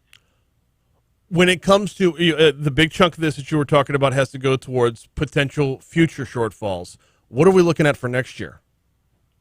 I'm not real sure at this point. I think that they're obviously going to try and put it on the nose as best as we can, but according to what Franklin said yesterday, some other conversations, it looks like we may be looking at another, we might be looking at some extra money at the end of next year as well. So if we start seeing this year over year, we've obviously got to make some changes. But we've got to be careful at the same time, because we did have the same problem after Katrina when we got all this federal money coming in. We ended up with all these surpluses. And then that's when the Stelly tax got repealed. And then we saw in the years after that where it finally caught up to us, and we started having the deficits. And that's when the 0.45 sales tax was on. So that rolls off here in the next couple of years. And so I think we've got to be real careful of how fast we move to remove things. But I think that we're heading in the right direction to be able to start pulling that sales tax off and start lowering other taxes to where we're not having these surpluses. We're getting the number more dead on. In the meanwhile, with the extra $450 million, we can all act like Rodney Dangerfield in the pro shop in Caddyshack. Well, as long as you get a free bowl of soup with the hat. He is state representative. Well played, sir. He is State Representative Scott McKnight. We always appreciate the time. Thanks, Brian. I appreciate it. Have a good day. Absolutely. You do the same. Free bowl of soup. Well, looks good on you, though. All right, quick break. When we come back from the break, we're going to talk a little bit about men's health. Baton Rouge General's got an event coming up the first weekend in November. We'll get you prepped for it. What are we looking at? Fellas, we've got to pay attention. It's coming up next.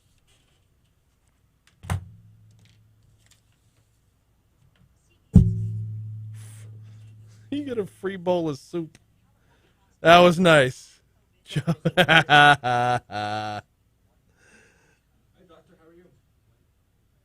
I'm doing well, thank you. We just hit our break. We're going to be live in a couple moments, and then we'll get you on.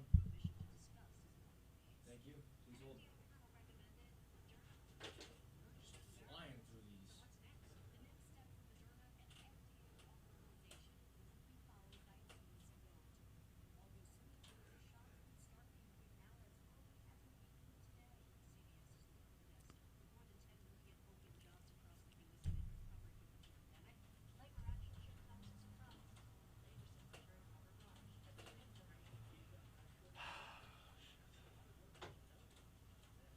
Hey!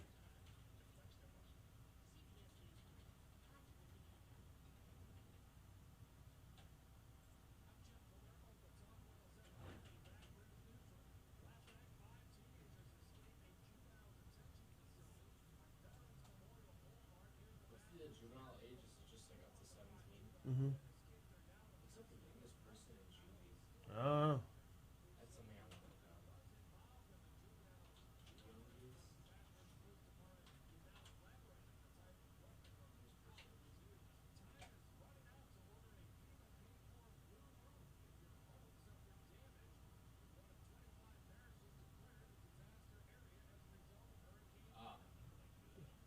Not what I was looking for, but the youngest American citizen sentenced to life in prison will have the possibility of parole.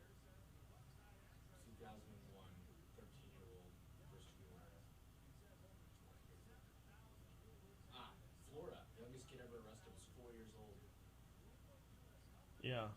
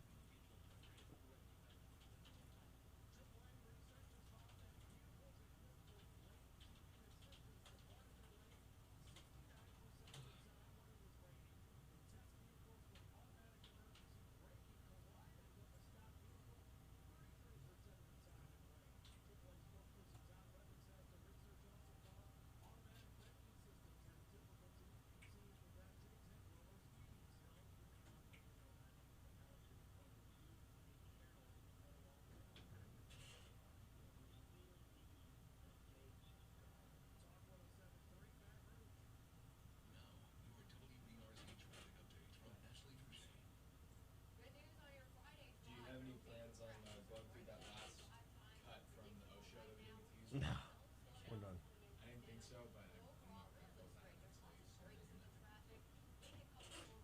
Wait, what was it about?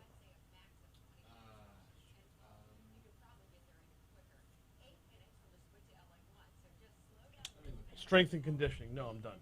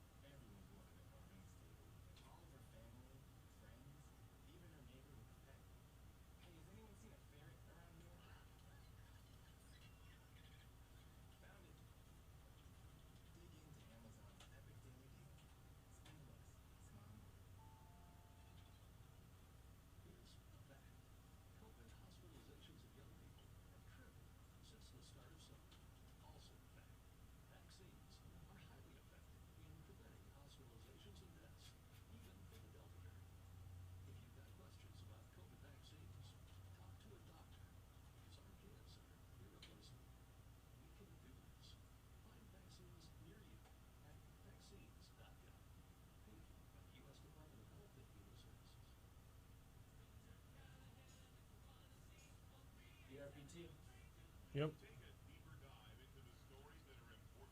BRPT and complete collision, right? Then I'm done. Matherns. I haven't done Matherns.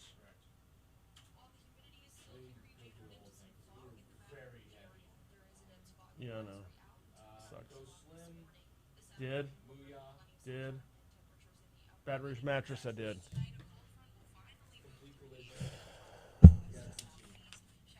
All right. I will do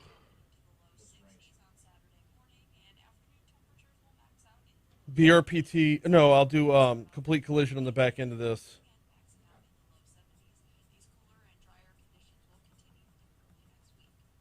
I'll do BRPT next hour. After Peter Stormare. I know that's nowhere near where they want it, but it's going to have to do.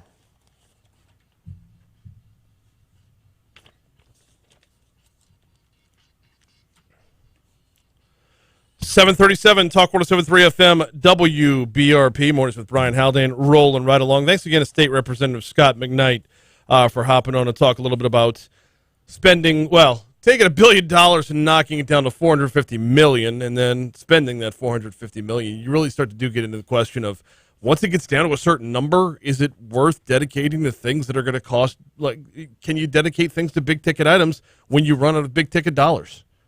It's going to be an interesting conversation to follow moving forward. Right now, though, we're going to shift gears here. Fellas, it's time to look in the mirror. Be honest. Do you take care of your health? Do you take care of what you need to take care of, or are you like me and you just say, I'm fine, be a man. Just fight through it, be a man. Well, Baton Rouge General's got an event coming up, the Healthy Men Project. Joining us to talk about it right now is Dr. Matt Bumgardner. Dr. Bumgardner, good morning. Welcome to Talk 107.3. How are you, sir? Hey, good morning. Thank you for having me. No, glad to have you on here. Glad to be talking about this because, honestly, as a man, this is one of those things that we're all terrible at. So let's talk about the Healthy Men Project and what it is and how folks can participate. Sure, absolutely. So the Healthy Men Project is going to be an event that the Baton Rouge General has at their Bluebonnet location, trying to get men between the ages of 30 and 50, the significant demographic that does not typically go for wellness events or get doctor appointments, checkups, those types of things. And to make it a little more appealing, kind of what we're trying to do is, in addition to like little education booths, free health screenings like cholesterol, allergy screenings, those types of things, we're also going to have different groups out there like Uptown Climbing, who's going to have some teachings of proper climbing techniques. There's going to be like a grip strength booth, as well as like a batting, hitting booth. And then, of course, we're going to have a fairly broad spectrum of specialties out there, from primary care to sports medicine, that if any of the men that are interested in coming can talk to the doctors and kind of hear what things they may or may not be doing right, what kind of metrics or things that they need to be looking for that are concerning for their health. And so it's just kind of one to try to drum up a little bit of more awareness and at the same time make it a little fun of, kind of getting your yearly and overall health screenings done. Generally speaking, and I'm not asking for specifics, but generally speaking, what are men best at keeping track of, and what are we worst at keeping track of?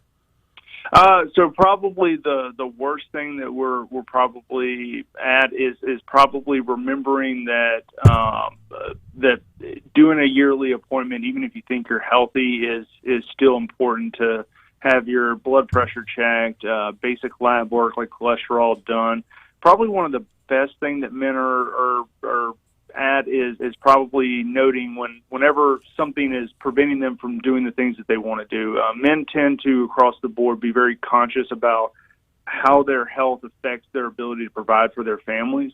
And so if there's anything that usually is threatening that ability, then they're likely to come get evaluated. But a lot of times that, those things could have potentially been prevented had early screening, early detection been done. Have we seen a shift in the level of attention that men pay to their own health, or are dudes just still dudes? I think dudes are still dudes. Of course, I'm speaking from my own perspective, and the data may indicate something else. But I would tell you, in general, my men from the age 21 to 50 are typically my least likely to be concerned about their overall preventative wellness and health. Some of the things on this list are, pretty self-explanatory. Cholesterol, glucose, blood pressure, all these things, we know their level of importance. What does the grip strength and balance assessment test do for us? Sure. So one of the early signs of kind of general debility, or even like things like Alzheimer's, is a loss of grip strength. And you can probably, if you say, hey, that kind of didn't make sense, think about like some of the older men and people's families where they notice like, hey, they used to be able to, swing a hammer all day, never have any problems. And now they kind of struggle opening up packages, or they're dropping things frequently. And so it can show just kind of a general what's happening at your wrist and forearms. They're typically happening throughout your body. So if you're losing strength, you're losing mass in those areas, you're probably losing it elsewhere.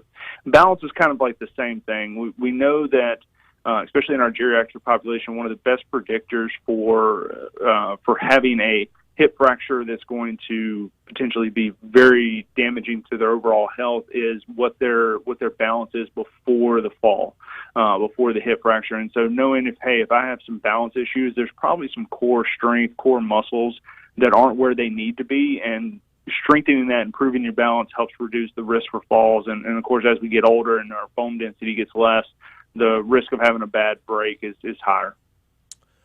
I'm also seeing an Ask the Expert segment here, or section here. What kind of experts are we going to be talking to, and what kind of information is going to be talked about? Sure. So we're going to have a kind of a general range from primary care, which is like your family med, internal medicine docs, talking about overall just kind of general health screenings, things that we care about in the general population. We're also going to have some sports med doctors like myself, who, in addition to doing some of the primary care stuff, we also work with a lot of the athletes at LSU, Southern, and of course all the high schools across the area. And so we would talk more about like, hey, what are safe, how do you exercise and not worry about, well, I'm interested in joining CrossFit, but I've heard people can get hurt doing it, or hey, or free weight safe? If I do start running, is that going to hurt my knees?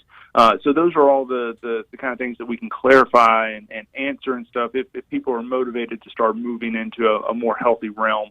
I believe we're also going to have potentially some cardiologists and maybe some orthopedic surgeons there. That one I'm not entirely sure, but I know that the primary care and sports med will be represented. I like how y'all are going after that which would motivate men, not just would put them down. I mean, as a man, your motivators are you want to be stronger. You want to live longer to serve your family. I have a teenage daughter. I need to be in shape to beat up boyfriends in the very near future. That's right. I mean, so the tactics y'all are taking here seem appealing. Like the uptown climbing thing, I think is really cool. And when you said grip test, did you say batting cages? Yes, I believe they are. Yes, so they have like a hitting competition and some batting cages. Oh, I'm loving this. I'm loving it. I also noticed here it says making healthier choices like drinking less alcohol, and at the same time, Matador vodka is going to be out there. Yeah, absolutely. So, alcohol is not inherently, as with most things in life, moderation is the key. Yes. And so, alcohol can have some health benefits, but often, especially in South Louisiana, we far exceed those recommendations and we get into an unhealthy amount of consumption.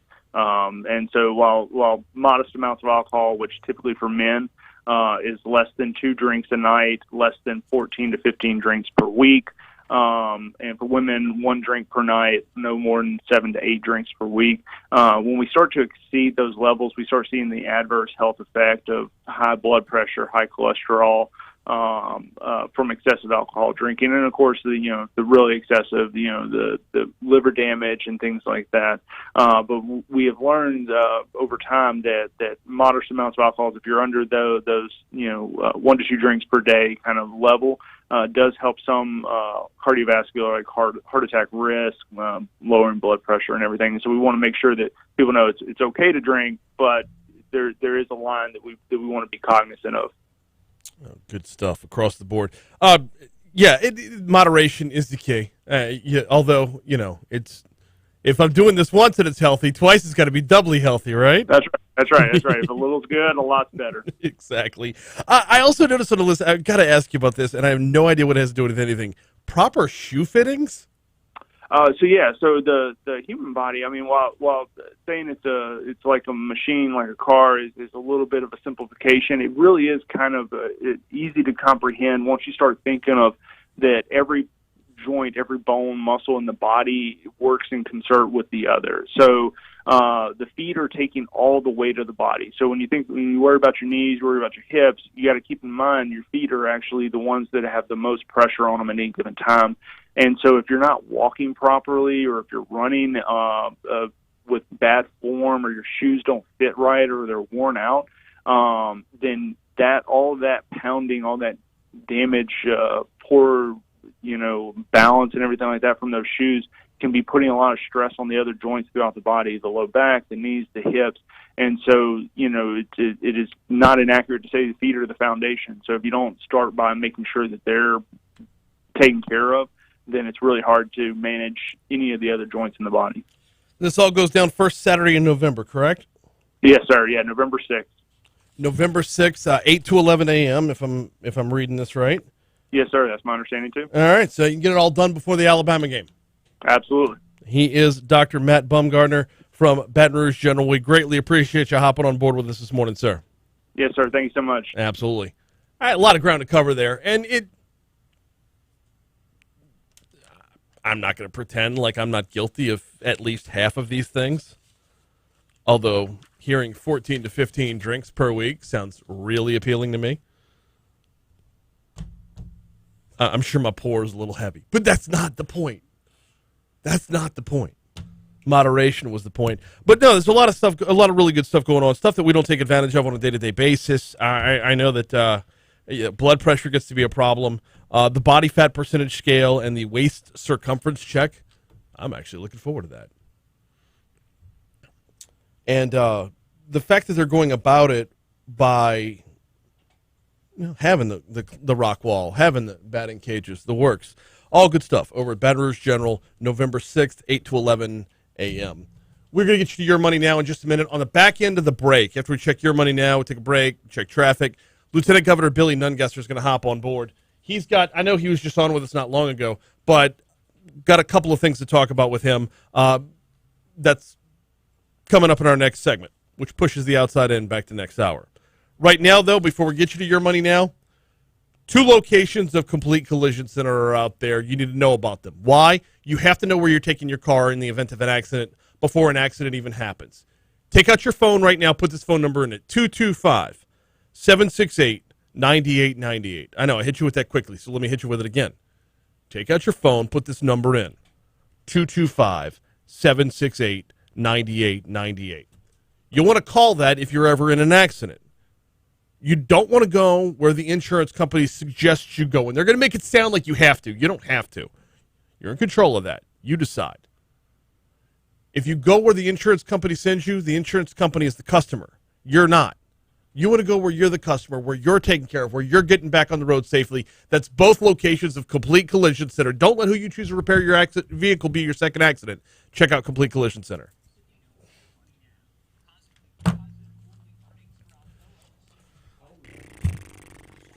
All right, got BRPT still to go and Matherns. And I found my pencil in the there it is. I'd be shocked if there was another live read that we haven't seen yet. Absolutely shocked.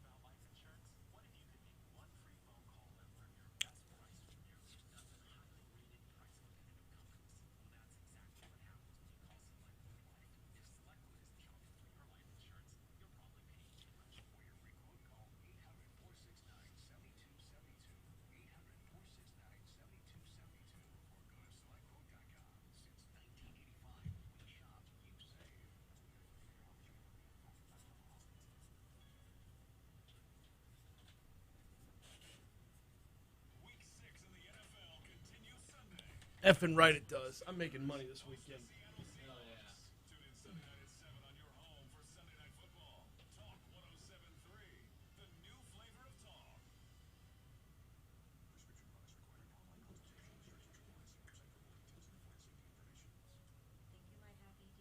Not sure? Well, we'd like to let you in on a little secret. ED is common. About 40% of men experience ED by age 40. But the solution is simple. Find it at fourhands.com. Hims took care of it. Fast and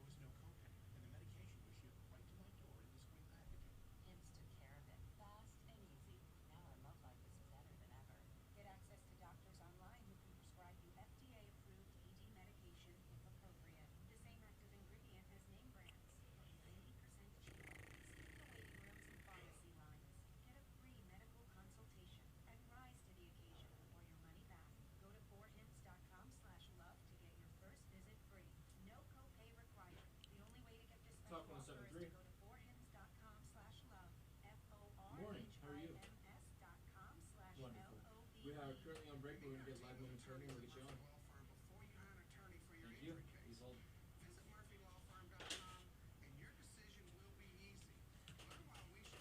Chris. Hey, it's Matt Moscona reminding you about our friends over at Pluckers with 2 locations. Nicholson just out the campus, Bluebonnet right in front of the Mall of Louisiana with 24 flavors of award-winning jumbo chicken wings, ice cold draft beer, full-service bar, and sports on TV. There's something going on at Pluckers every night of the week.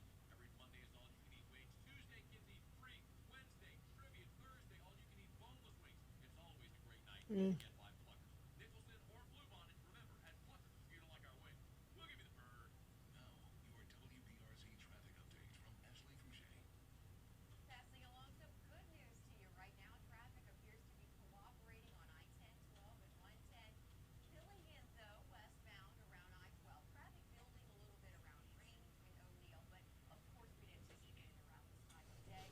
About 12 minutes racing to 10, 12, and another 3 or 4 coming in from Jubin. The Plaquemine Ferry's in service, so no trouble there. If you're traveling westbound on I-10, 8 minutes from the split to LA1, so around College you might find some folks pumping the brakes there, but overall looks great. And the bridge coming in from the west side, nice and smooth. Let's into there live and check out our camera. Look at the brakes and the traffic here. Wide open, no traffic jams as I-10 squeezes down to one lane here. If only it was always like Clinton, that's 2 guys in a row saying that they're not seeing the same shortfall, man. Marissa has some good weather news too. Right up. We're gonna be like, Right. I'm gonna give you the 8 second. It doesn't matter. Yeah. I do. And I'll hop in immediately.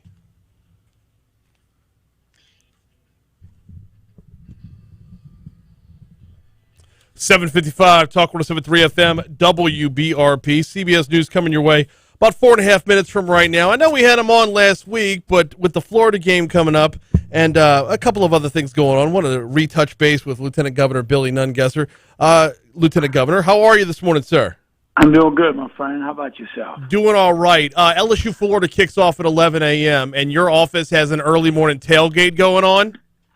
Yeah, we set up a tailgate at every university this year to welcome back every alumni, over 2 million alumni that went to school in Louisiana, and we pick one game at each university to have a Louisiana seafood cookout tailgate, inviting all those alumni to make a trip back to Louisiana. And LSU is this weekend. It turned out to be an early game, so there'll be Bloody Marys and Alligator early, started at 8 o'clock there by the stadium. And we're expecting a good crowd of alumni to come back and join us for that tailgate. Where at by the stadium? Do you know whereabouts the setup's going to be? Right next to the PMX, between the stadium and the center there, where they do the live radio interviews. There's a little white gate. Yeah. Right there. It's the sponsor for that game, tailgate. This is our game that we sponsor. You know, you see the Feed Your Soul logo in the end zone. So we've done that at every university this year to really kind of up our game and inviting all the alumni back to Louisiana. Okay, so you're going to be right there. You're not too far from the stage. You said the little white fence, so that's right by the ramp of the PMAC. Not too far from Tiger One, where we have our pregame show. Absolutely. Excellent. That's going on tomorrow morning. You'll start things at 8 o'clock, which gives you enough time to get some breakfast, alligator, and a Bloody Mary before heading into the stadium. Hey, while I've got you here, the Keep Louisiana Beautiful State Conference, the Everyday Hero Awards Luncheon's coming up. What can we expect there? What are we looking at? Well, that's going on this week. I actually spoke to the group yesterday. We're excited. You know, we talk about cleaning up Louisiana, but when you drive to other states and you see absolutely no trash and come home, it upsets me. Yeah. This year, the legislators supported moving Keep Louisiana Beautiful under my office. So now that partnership will expand. We'll engage all of the departments, from educating youth in our libraries to using our state parks, our Volunteer Louisiana, and all of our assets around the state to work with the state DOTD and every elected official around the state to make sure we can finally clean up Louisiana. It's a passion of mine, and we've got so many great people around the state that do it in certain areas, but we need to make it a statewide campaign. There'll be a Love to Boot week in April where we'll ask everyone to get out and plan a cleanup day. We're going to be reaching out to all of the organizations around the state and get them involved to where we can hopefully see Louisiana with no trash one day. It is something that is a point of contention, a point of anger for a lot of folks. I don't think you're alone on this one. When you cross state lines and all the litter disappears, it's like, why can't we be like that? Well, we're looking at other states and what they do on a timely basis to clean it up. we're going to work with law enforcement to make sure the big dumpers and people are fined, and we start, pressing charges on some of these people. But there's a lot of avenues to work at, and it starts with the individual people putting trash in the back of their pickup truck that's blowout. That's a big. Yes. And if you see a load that's blowing all over the highway, and reporting that these trucks are not covering their loads. So we got a lot of areas to work on, but we're going to work with the transportation department. We're going to work with the associations that have large fleets of vehicles to make sure we're doing absolutely everything we can, and even cleaning up our waterways and working to make sure that debris is not causing extensive flooding all over Louisiana, and bringing it to the local officials, letting them know they got a problem there. Absolutely. Across the board, 100%. He is Lieutenant Governor Billy Nungesser. We'll see you tomorrow morning by the PMAX, sir.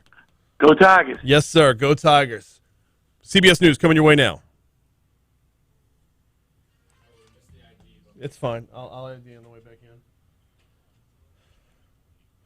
I need a lot of credit, praise, and adulation, because he talked about looking out for big dumpers, and I said nothing.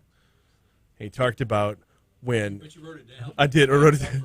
Big dumpers, and if you see someone driving down the street and then they blow their load.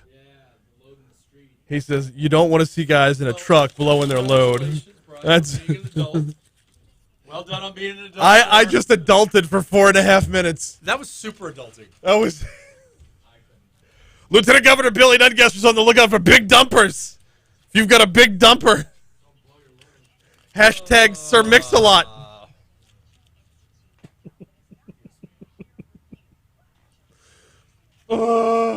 Purple. Pink. Yes. I am wearing the same suit I had on earlier this week. It's fine. This is my Haspel Brian Haldane suit. Actually, I find that the Haspel suits are good. They're versatile. They're universal, but they're also good activewear suits. So Yes. I don't necessarily have court, but I have to be on the move. Mhm. I'm a Haspel guy. I was wearing some brown and brown earlier this week at the Junior League Gala Holidays event. Yeah. I did not win the watch. No. I had 49%. There were like 3 tickets that weren't yours. I had 49% of all tickets. Wow. Out of 500, I had 49%. You can do the quick math internally, and I didn't win. Didn't win. My ego needed to lose. It was a great event, though. Great event. You could have gone out and bought the watch for the amount you but spent on tickets. I could not simultaneously support the league and get the watch at the same time. I'm just saying. So you didn't simultaneously. So in a way, you didn't. I supported the league. Yeah, absolutely you did. Because you didn't simultaneously get the watch. That sucks, dude. I'm sorry to hear that. You know what's funny is some of the leaguers love me. And there was a genuine look of they were pulling for me to get the watch. Yeah. And there was a genuine I feel so bad for you. And then some of the leaguers don't like me, and there was that poop-eating grin of, oh, you thought you were going to buy your way into this win. No, but at the same time, though, there had to be a couple of folks in the room who were thinking along the lines of, thank God he didn't win because it would have looked rigged. Well, I bought what I bought, though. No. I mean, that's... What? No. I'm not talking about reality. I'm talking about perception. Well, that is true. You know how people are. No, I know. Shit. You know how people are. What are we talking about this morning? What do you want to talk about? The coloring book. I had a 4-hour death penalty hearing this week for Mr. Cato's case, and coloring book is what I want to talk about. Also doing I'm doing a drawing for the Real Men Wear Pink Cancer Sucks Pink Yeti Cups. Yeah. This morning, I used random generators. I number the. Why did you bring that in? We could have done it on air. That's okay. I number the people that gave $50. 1 through 17. Okay. And then I go to a random generator on your phone. If you Google random generator, it's the we coolest use them thing. all the time. 1, 17. You set the parameters and it picks. I didn't know that was a thing. Yeah. We use it all the time. That's how we pick our hotel winners, our staycation winners. So, by the way, guys, if you're listening and you donate $50 to the Real Men Wear Pink Yeti raffle, I'll be drawing after Brian's show today, before I go to federal court. You should do it in federal court. They don't have. I know the rules in court are different than like. I took a selfie. It's not Robert's rules of order. I took a selfie in a Marshall in a Marshall's holding cell yesterday because I was wearing pink in a Marshall's holding cell, and I posted it on social media. And I'm pretty sure I broke the law. I'm pretty sure I'm going to get in trouble for that one. Then pull the picture down. Yeah, it's worth it. My art is worth it. My art. No, you could be anywhere. You could be in. I said in a Marshall holding cell. Oh, hey, you get a call from the Thompson. chamber.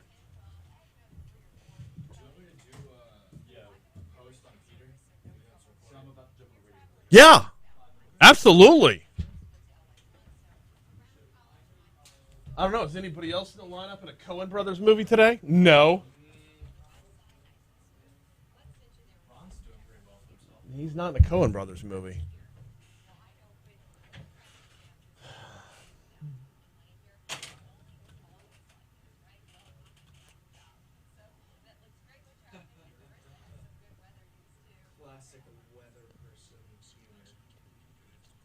We haven't had the weather yet. I didn't hear what she said. Oh. Here's the thing. The trend in Baton Rouge, Friday mornings are good. Friday at 2, forget it. It's over. Friday at 1. Yeah. Noon hits, it's over with. It's going to be gridlock all day long. And the other thing is, if you're going to the other side of the river, take the old bridge and you'll get there in 10 minutes. 20 because you got to get up to the old bridge. But if you're going on the new bridge, it's going to take you an hour and a half minimum. If you just go up 110, take the old bridge, and then come up Highway 1, you're going to get there 4 times as fast, minimum.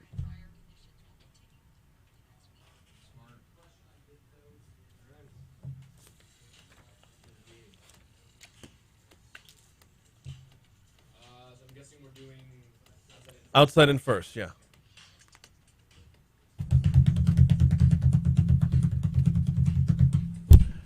Eight 806 Talk 107.3 FM WBRP. Hour 3 of Mornings with Brian Haldane coming your way right now. Yeah, actually.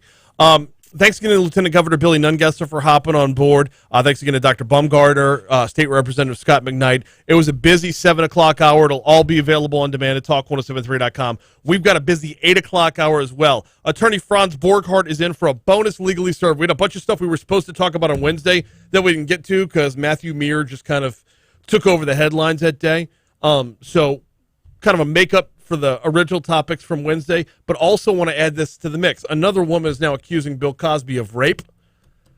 If you're Bill Cosby, how do you put forth a defense at this point? You've already served time. So let's talk about recurring accusations. Also this hour, actor Peter Stormare. He actually joined me yesterday after the show, so it's a pre-recorded interview. What do you say pre-recorded? It's just recorded. You can't post-record it. We have a recorded interview with Peter Stormare. He's been in Fargo. He's been in The Big Lebowski. He's in The Blacklist. He's been all over the place. He's got a new movie that is released today called The Grand Duke of Corsica, and it is, in a word, bizarre. It's comedy, it's drama, it's all over the place. It's not linear at all, but it's fantastic. I got a little advanced screening link, so it's just amazing. Anyway, Peter Stormare later on this hour, Franz Borghardt in our next segment. We got to squeeze in both the outside in and this day in history into one segment, so let's do it now. Let's go.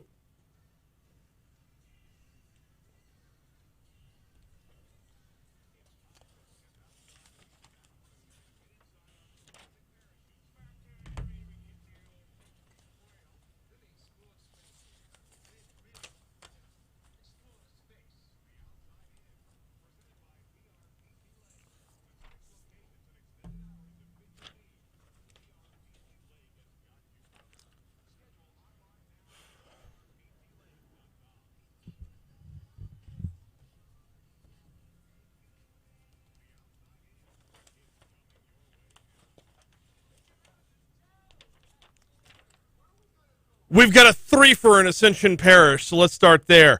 Ascension Parish District Attorney quickly brought the case against Matthew Meir to a grand jury this week. Indictments returned against Mir some 5 days after he's accused of killing a state trooper, shooting a woman to death, and injuring another person on Saturday morning. Mir is facing charges in Ascension, EBR, and Livingston. The 2 homicides, however, were in Ascension. That's why that one's front and center. Keeping it in Ascension Parish, Air Products announced a $4.5 billion energy complex. Quote, the plant will make the state a leader in U.S. clean energy transition, the company said in a statement. Air Products produces and transports hydrogen and other essential industrial gases to many customer facilities in Louisiana, across the Gulf Coast, and around the world. This plant is going to produce blue hydrogen. Blue products are produced utilizing hydrocarbons as a feedstock. Keeping it in Ascension for one more, and that is if you need help from FEMA and you're in the Donaldsonville area, today's your last day to get to the Donaldsonville Disaster Recovery Center. They'll close it down today, or at the end of today, 6 p.m. today.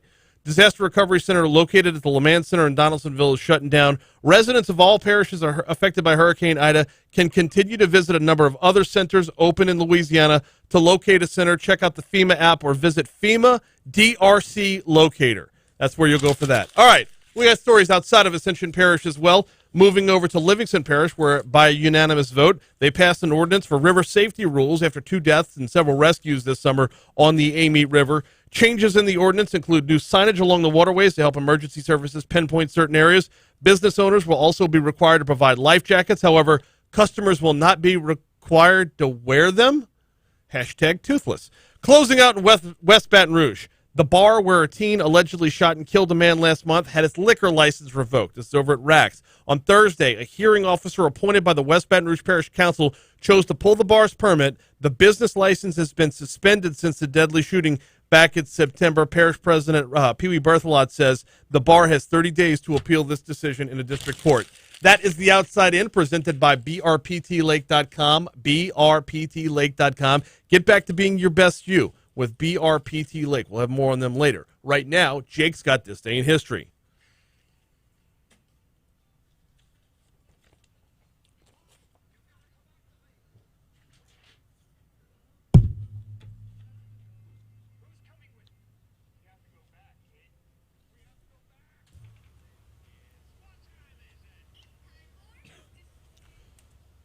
Get it, Jake? Go ahead. All right, starting things off, we only have 3 things of note to talk about that happened on this day in history. Or so you'd think. Or so you'd think. This is kind of due to time constraints. But alas, let's get right to it. 1860, 11-year-old Grace Bedell writes to Abraham Lincoln telling him to grow a beard.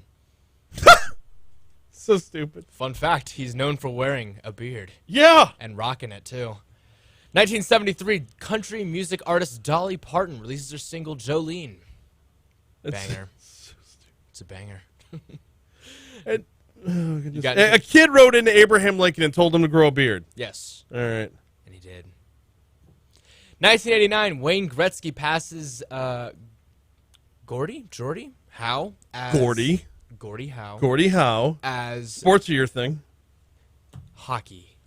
Come on now. Yeah. You want me to know badminton too? No.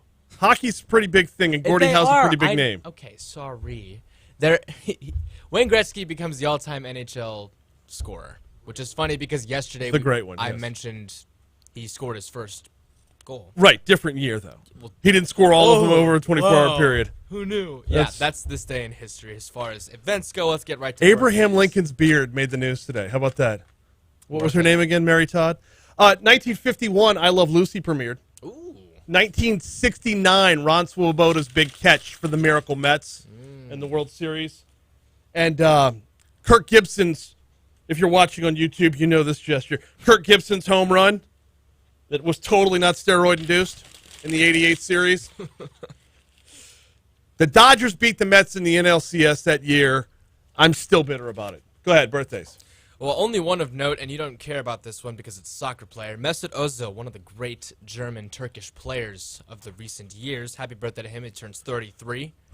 That's your only one? Only of note. And you don't have Hall of Fame Orioles pitcher Jim Palmer in the mix. You keep bringing up baseball players like I should know, and it's heresy to not. Hashtag the national pastime. Jim Palmer also is an announcer.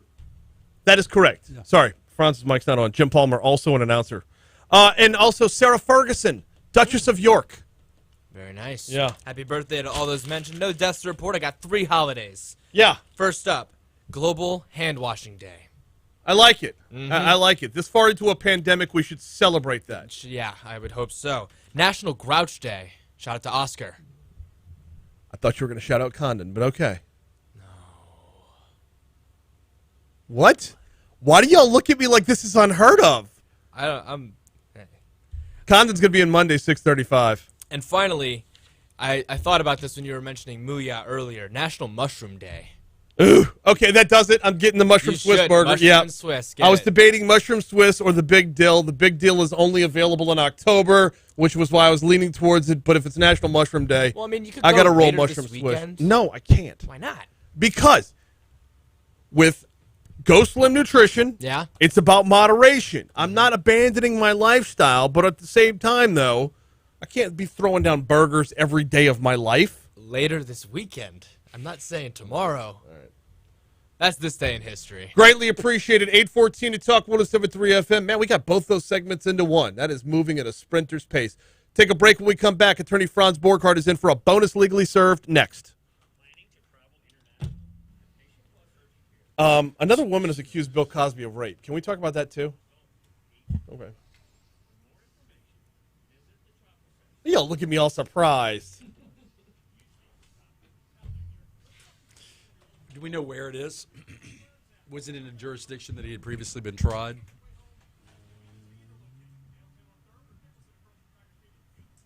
Lily Bernard alleges she met Cosby on the set of this series, and then in July of 1990. Oh, this is the this is she met him on the set of the Cosby Show, and was she on the show or? I think so. Let me look her up. Let me Google her. She was like Miss Minifred or something like that. Yeah, she was on the Cosby Show. How come all these came from the Cosby Show, but not Cosby, the one that was on CBS so many years later?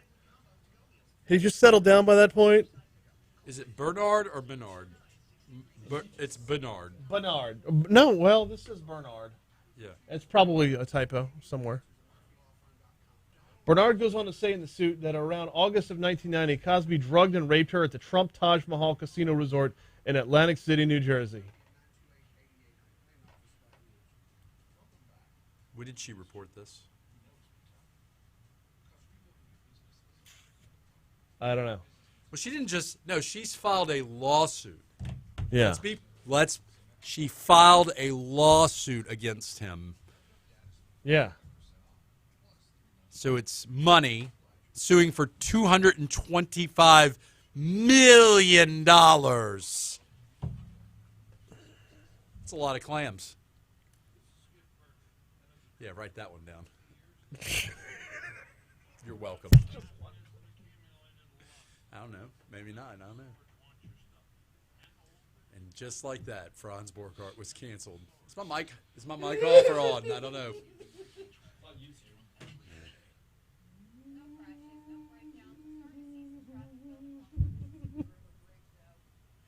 Byron, thank you for your donation this morning. Byron got in. He's number 18. You got a 1 in 18 chance of winning one of these mugs right now. That's $50 awesome. donation. That's awesome. I can't get you to get a belt, let alone a donation. I mean, Belt's coming. Belt is coming. I've heard this. No, that's yeah. If you haven't ordered the belt already, we may need something else instead of the belt. I've ordered the belt. Okay, well, if the belt's coming, I'll wear it every day. The belt is... Is it like a championship belt, or is it like a pants belt that I could wear? It's a championship belt. Right. The original agreement was like a wrestling belt. That was the way it was phrased. Because I originally. won. Yes, you won. Yeah. Like, yeah, I went down to J.C. Penney. I went to Mervin's. It's like a rodeo. It's like a rodeo Marshall's belt. had a sale. It's like a rodeo belt. Oh. You been to Marshall's lately? Oh, it's sad. And then Steinmart's closed. I saw that. Steinmart was like the last reprieve of the discount places. I love Steinmart. I love Steinmart. You got good dress clothes from Steinmart. Yeah. Well, good dress shirts. I gotta go pants shopping. Haspel. Yeah. I don't want the. Or do you want them to do gratification of the pants? The what? You want to get them and have them? Or? Yeah. I just don't want. Does Haspel has non-seersucker pants? Yeah. All right.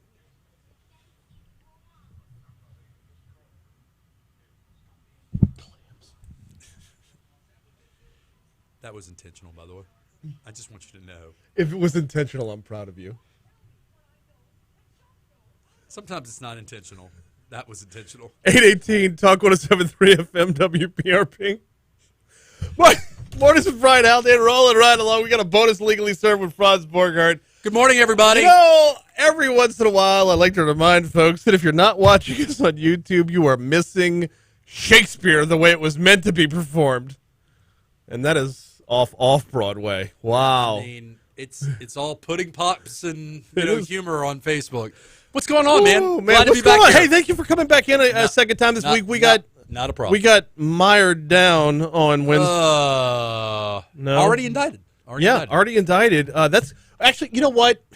With the risk of running into this topic again, can we spend 60 seconds on? Yeah. That's remarkably quick. That is very quick. Because on the same day that we learned that a man is being indicted 5 days after allegedly committing a crime, we learned that the people accused of a Memorial Day homicide of a 1-year-old, that indictment comes down same time. Like this, which are we somewhere in the middle for the norm or so what? If you kill a police officer, allegedly, why am I the one throwing that out there? You get quicker indictments. Than if you're just a normal murderer.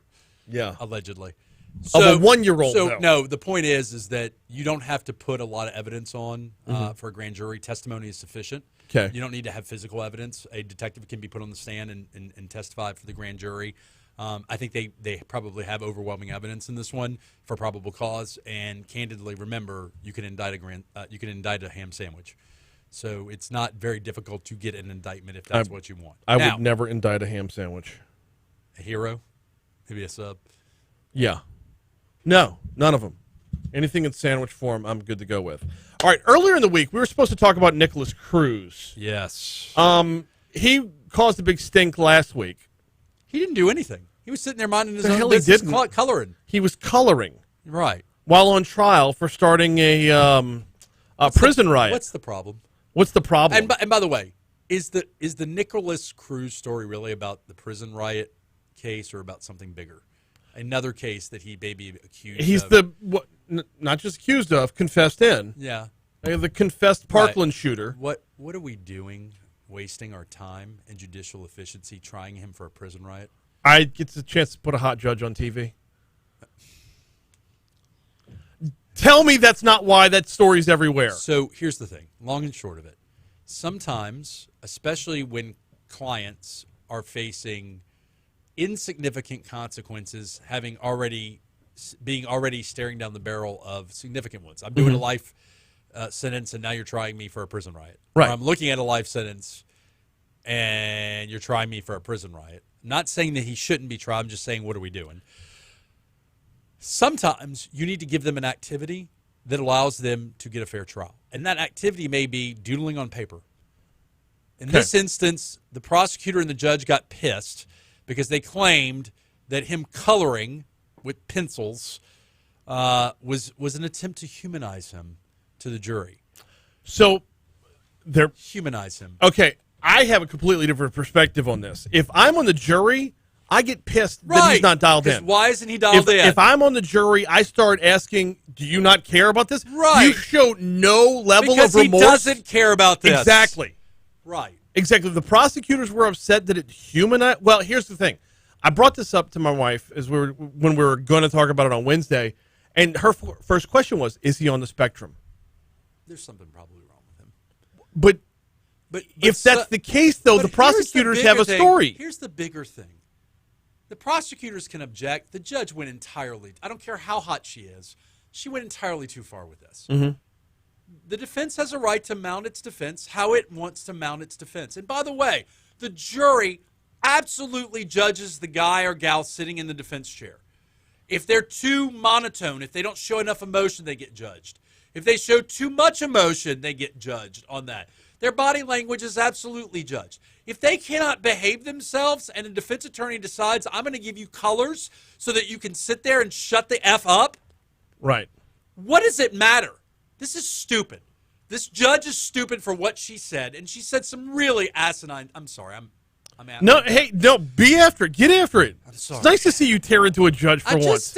I don't get. Well, I'm never gonna have a case with her. That's so I just don't understand. And I absolutely, if I'm a prosecutor, I would have let him color all day long. And you know what I would have done? What? I would have said, ladies and gentlemen, you know how serious this man took this trial? You saw him during the trial. The He doodles. was coloring. Right. It was an adult coloring book. Right. And you know what we think about people that color as adults? I color as an adult. You do? It's an anxiety thing. Puzzles for me. I like the puzzles. It's a good bonding exercise with James. I love James. Good kid. Said a criminal defense attorney. Future client. So this is just stupid. Okay. And I mean this. Look, I get it. I get it. The prosecutor wants to make a showing. The judge, it's a high-profile case that's not a high-profile case. Right. Does that make sense? No, it is. And this is a TV career in the making for Elizabeth Scherer. Hey, No. Judge, good job. Good job. Judy's getting up there in years. You get 50 years out of Judge Elizabeth Scherer. If I'm judging that trial, I'm looking at the prosecutor being like, what are we doing wasting what are you time? doing? Yes. I mean, the defendant has a right to go to trial. The defendant has the right to say, this guy has nothing to lose. What are you going to do? Give him life sentence plus additional time? Right. You know. That's a good point, too. So I don't blame the defendant. I blame the prosecutor and the judge for indulging that. Well, so the defendant, this is basically they trolled the prosecution. Right. I mean, that's essentially what they did here. They trolled the prosecution. They created a distraction to see if it would draw them out. It drew them out, and they got their desired effect. If my client wants to doodle during the case, and his doodling keeps him from behaving badly during the trial, because I'll let you in on the secret, sometimes clients behave badly during trials.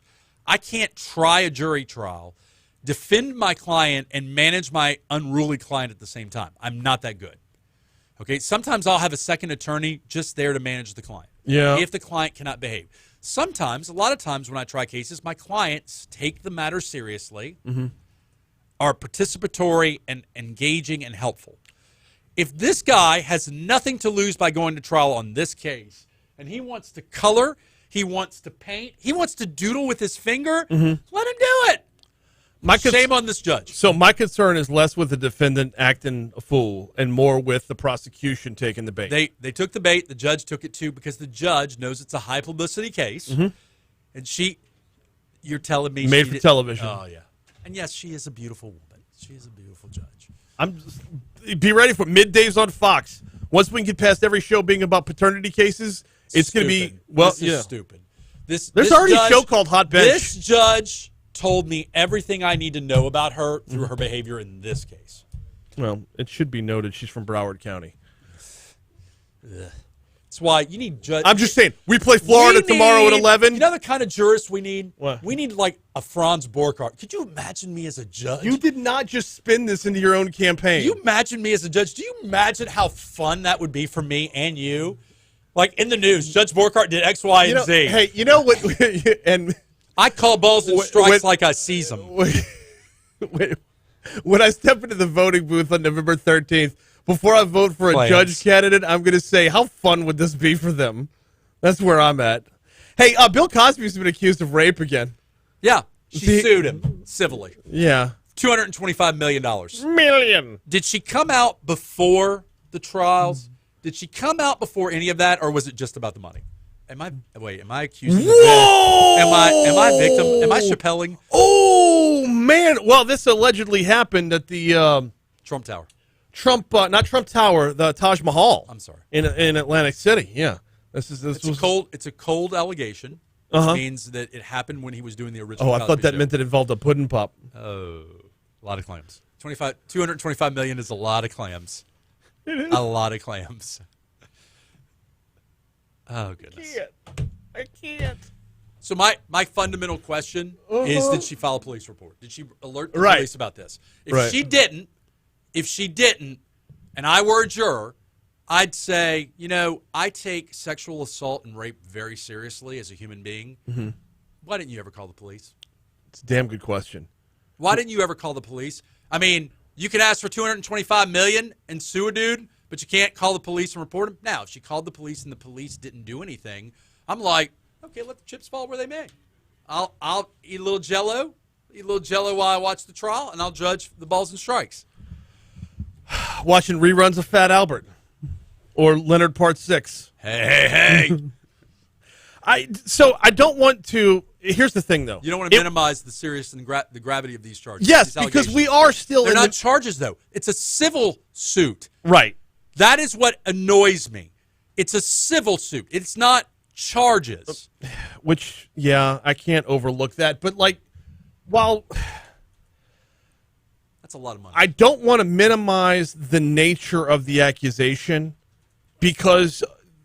I mean, we've been pretty well trained over the last few years. She's to be believed, right? But at the same time, though, this is something that allegedly happened when Vanilla Ice was on top of the charts.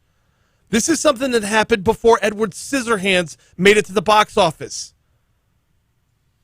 Now? As soon as he gets out of prison? I have so many questions. What is she doing at the Taj Mahal with Bill Cosby? What were they doing there? Oh. What is the Taj Mahal? Well, it's a casino. Right. Yeah. What is she doing over there? Ew. She claiming that he drugged her? I don't know. Did she report the rape at the time? See, that's a good question. Did she allow law enforcement to collect physical No, I'm sorry, evidence? Franz. The narrative is it doesn't matter if she did any of that. It doesn't matter how long ago it was. She's to be believed. So allow me to play prosecutor. Yeah. The trauma that occurs when you're assaulted sexually or Mhm. raped. Mhm. The trauma that occurs doesn't always facilitate and allow immediate reporting. There's a fear that you'll be blamed. There's a fear that you will not be believed.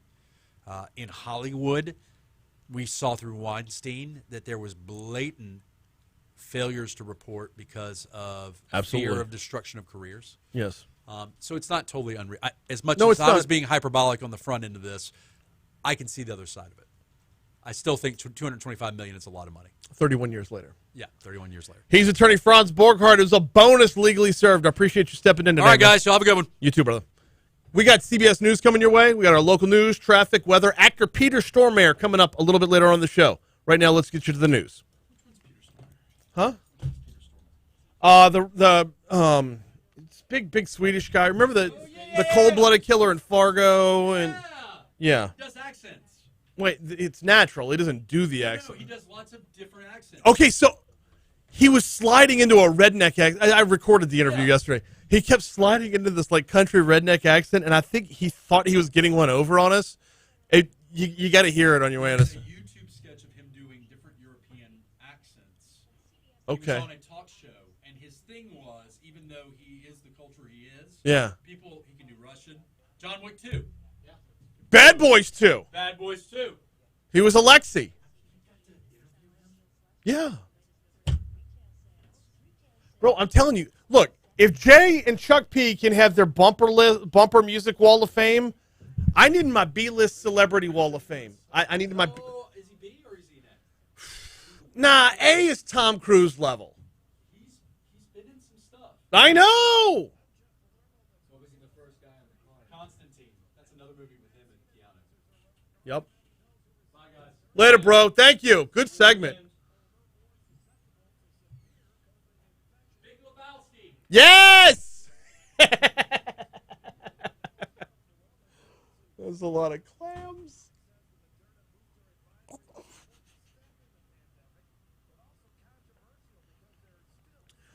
Oh, God. I'm going to be late for my weigh-in because I know I'm getting called to the boss's office for that one. Holy shit, that was good. To be honest, I didn't even hear what was said. Just a lot of innuendo. No, I'm not repeating any of it.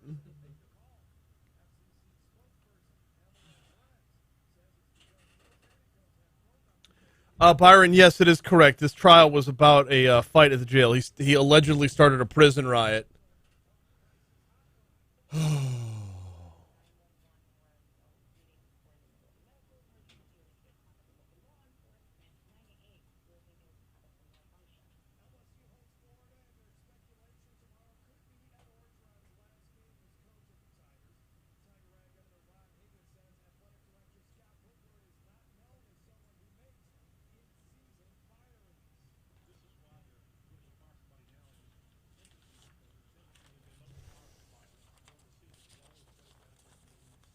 All right, what's the first few words? And oh wait, we gotta wait till we're done with news. Never mind. No, how I intro it? Like, can I walk right into it? No, it's pre-recorded. I need to let people know it's recorded. I need to disclose that. I don't like trying to pass something off as live when it's not, unless I'm doing a Sunday morning show. If the whole show is recorded, that is. Is that Addison Rae?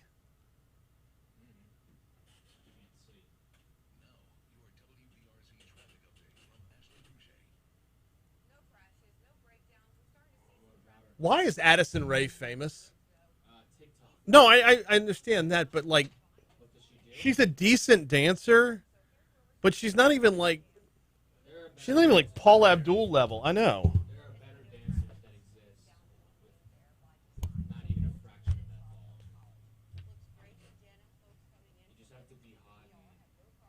She is that.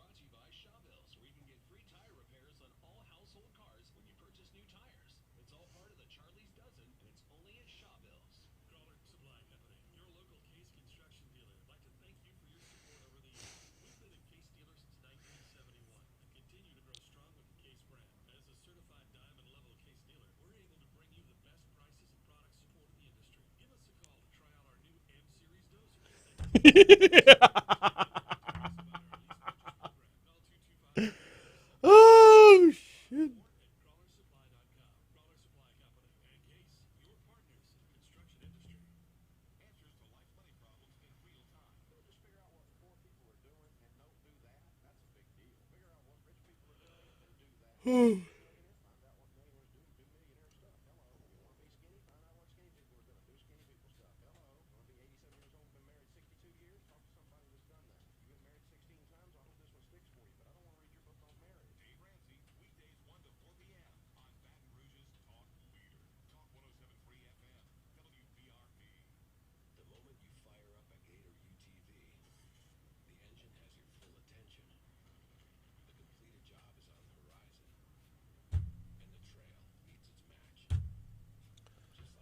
Oh, I've been correct. I've been told you forgot to mention that Matt Moscona from After Further Review is going to be at the Men's Health thing on November 6th. It's like, no, I want people to go.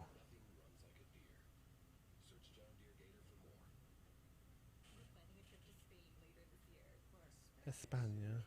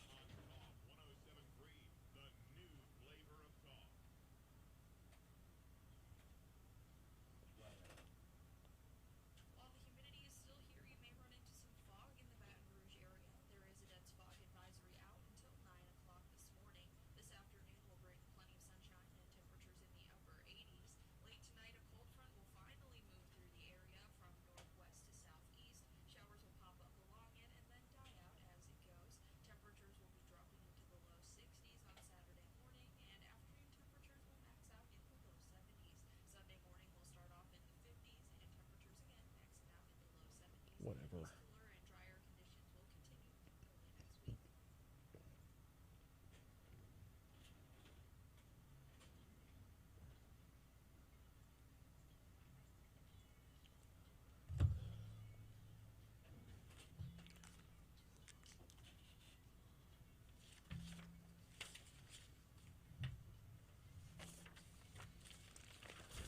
838 Talk 107.3 FM WBRP. Thanks again to Attorney Franz Borghardt for hopping in for a bonus Legally Served this week. Talking about doodling. Talking about coloring books and Nicholas Cruz, the confessed Parkland shooter and his alleged starting of a prison riot. Also a lot about Bill Cosby. Actor Peter Stormare has a new movie coming out today. Released today in theaters. I believe it's on some digital platforms as well. We'll dive into that in just a minute. First, though, got to ask you, physically, how are you doing right now? Do you have any of those little nagging aches and pains? Those little injuries that happened a long time ago that you thought you were over, but they just keep on coming back, especially when the weather changes, like what's going to happen tomorrow morning? Well, Baton Rouge Physical Therapy is here for you. I know we think of physical therapy when we think of a major accident or injury, but those little things that are just keeping us from being our best. If you got a desk job and you look down at your computer keyboard all day, now there's a weird crick in your neck, that sort of thing. Baton Rouge Physical Therapy has 6 locations throughout the greater Baton Rouge area that have been around for 60 years. They're going to sit you down, take the time to truly understand your unique circumstances, including any anxieties or frustrations you might have. Check them out online at brptlake.com. You'll find them in EBR. You'll find them in Livingston. You will find them in Ascension. And you'll find them online at brptlake.com. Or give them a call for your free screening at 917-9185. 917-9185. Get back to being your best you with Baton Rouge Physical Therapy. All right, Peter Stormare. He's got a long, long resume on IMDb, and he's got a new movie out today. I got the chance to speak with him after the show was over with yesterday about the Grand Duke of Corsica, Peter Stormare.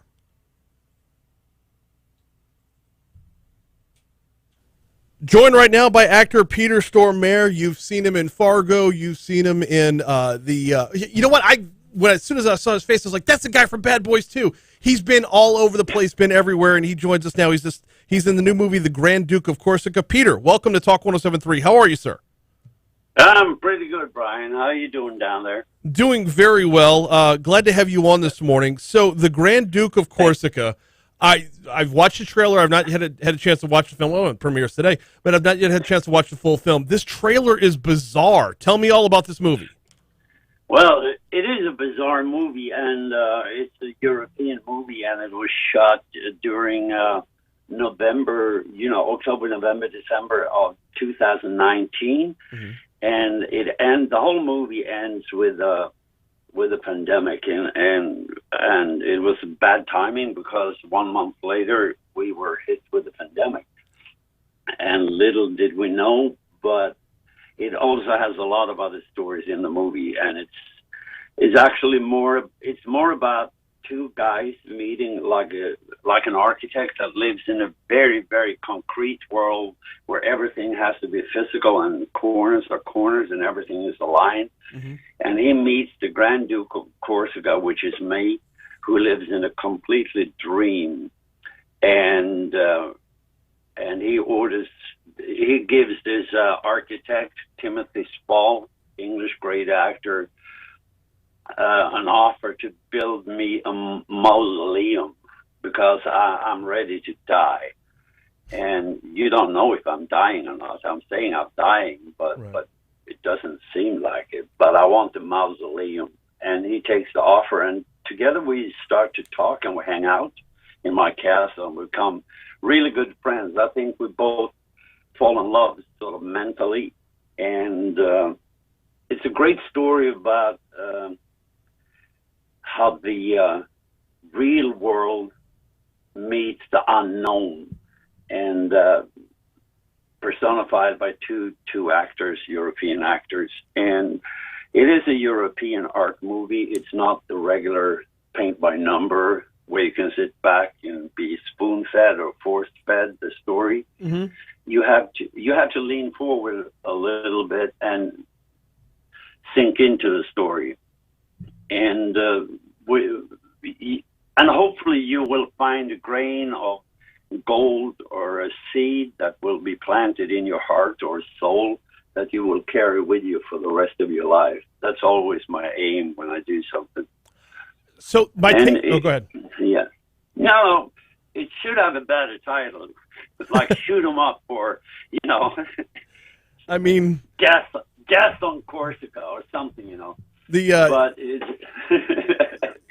the Grand Duke, and that's me. I'm the Grand Duke of Corsica. Would you say it's more character-driven or story-driven? Because my takeaway from the trailer was between your character and the architect, it's very character-driven.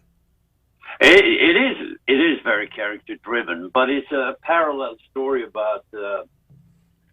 I wouldn't give it away, but it's two stories walking hand in hand, and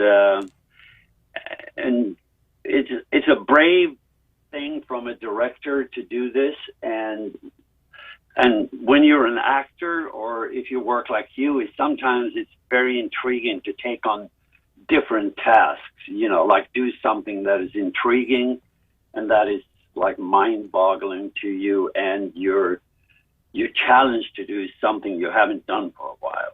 And that's the beauty sometimes of European movies. There's a lot of crap in Europe too. Sorry to say that. But to do these sort of smaller art movies in Europe are really, really cool to do, because you can really create characters you can't do in other, under other flagships. As an actor, do you have a preference of walking down this not so beaten path with this type of movie, or sticking to the other genres of? I mean, you've been in basically everything. I mean, from Fargo, a lot of the Coen Brothers stuff you did. You were in Constantine, Bad Boys 2. You did Longmire. Yeah. I mean, do you have a preference, or do you just like to experience all of it? I'm a grasshopper. I love to jump around from different projects. If I'm lucky enough to do 6 to 8 projects a year, I'd rather do a smaller part in a great movie or in a great cast than doing a big part like one movie a year. I think I have too much ants in my pants, and I want to do as much as I can while I'm still here on Earth. And I don't feel safe, and I don't like to be stuck with one project for 1 or 2 years, to be on TV, on a show for 5 years. That's not me. I can't do those kind of gigs. I'd rather do jump from one project to another. I don't really have a preference. Okay. The thing is, sometimes with the big American movies, I don't want to trash anything, but I've never been interested myself into superheroes and those kind of things where everything is, no one dies, everybody survives. We know the story from the beginning. It's like James Bond. Never been a James Bond fan. My brother was, but I said he never died. We know from the beginning he's going to survive, even if he's put over the sharks while I'm sitting in the Barbados taking a drink, and you will die a horrible death, Mr. Bond. Then he's 2 seconds later he's gone. Right. with a girl at his side. I like more the unknown. I like Aliens was a movie, it's high up on my scale, or Close Encounters, where it's sort of, you're in a territory which you're not really familiar with, and you have to really sink into those movies and just not walk away after 5 minutes. I like it. We got Peter Stormare for another couple minutes. I've got to ask you about your journey. I mean, coming from Sweden, hopping over to America in the early 90s. Walk me through not just how the industry has evolved since then, but making that jump, making that leap. That's a huge stride to take. What brought you over here? Desire. My father loved this country. He worked a lot over here, went back and forth. And he always wanted to immigrate, and he did, sort of, because of his work. But for me, even when I was 5 years old, I said, I'm going to live in California when I'm older. And they asked me, what are you going to do in California? I said, I'm going to work with movies, I think, and I'm going to live close to Disneyland, and I'm going to bring it to Disneyland. And I did.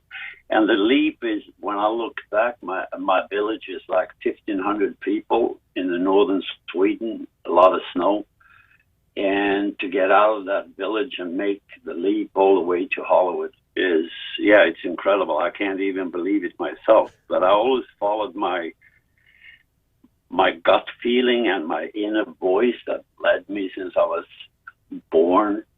And I had a premonition, or maybe it was a dream I nourished all the time. But I don't know what happened to me, but I'm happy that it happened to me. And I still thank the angels, every day. And I thank my lucky star that brought me over to this beautiful country, which I love.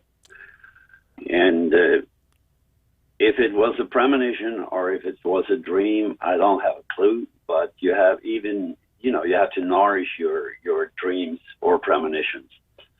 And I did every darn day. And I still do that. I still feel like I'm 5, 6 years old, and my body's getting older and older, but the brain is still the same. It's strange.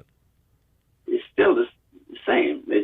I don't understand, but that's part of being alive, I guess, to realize how beautiful it can be, and even during a pandemic. Oh no, totally. And that was the surreal nature of this movie ending with the pandemic before the pandemic that we're in right now began. Is baffling to me as well. Look, I know you got to get on to your next interview, but I greatly appreciate your time. The Grand Duke of Corsica is open today in theaters. He is Peter Stormare. Thank you so much for hopping on board with me. Thank you, Brian, and all the best to you people down there. Appreciate it. Absolutely. So he dove into a number of, and that's going to be available at talk1073.com on demand if you want it later on. He dove into a number of different accents throughout that. And I don't know if it was on purpose or if that's just like a tick. I know it's kind of the thing. It's kind of a thing that he does, but you can hear him sliding in and out. He's just a fascinating dude. Always a completely different perspective, right? I mean, originally from Sweden and then makes the jump over here. Hey, we got to take a break. We'll check traffic one more time, then we'll close things out next. Don't forget, Boo at the Zoo starts this week. You know what? I don't have time to tell you about it. But Boo at the Zoo starts this weekend. I'll tell you about that right after we get back from this break here on Talk 107.3 FM.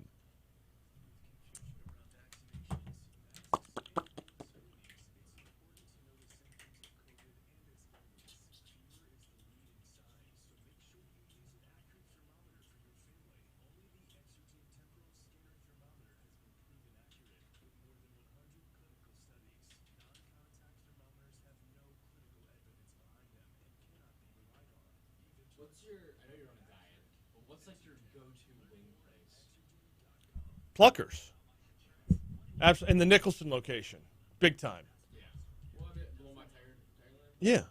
Yeah, the Blue Bonnet location isn't bad. It's bigger. It's more space.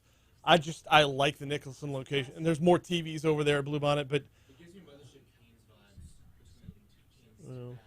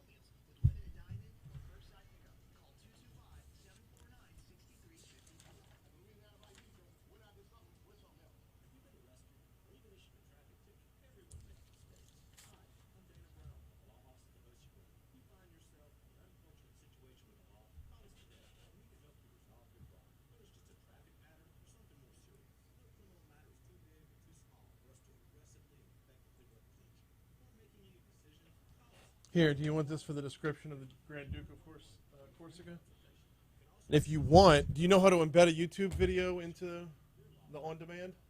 You can embed the trailer if you want. I could also provide the link. But I could try doing that. I would rather you embed the trailer so they don't have to leave our site.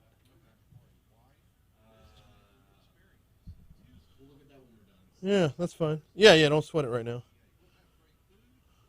Well, no, we still have 2 minutes.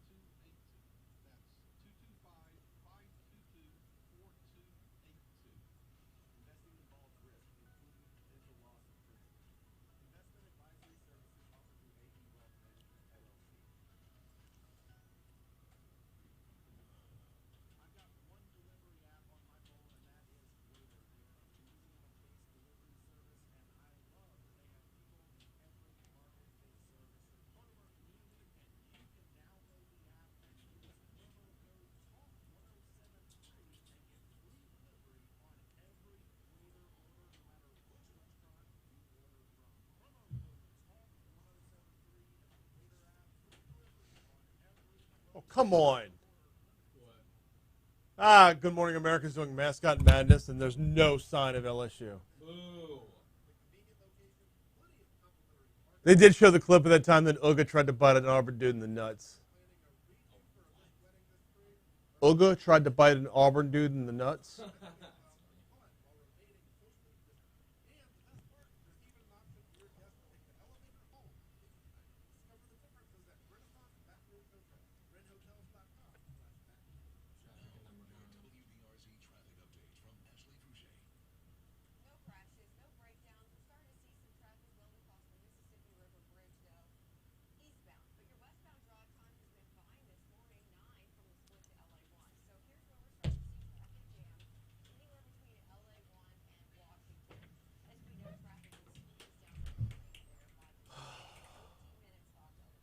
What up?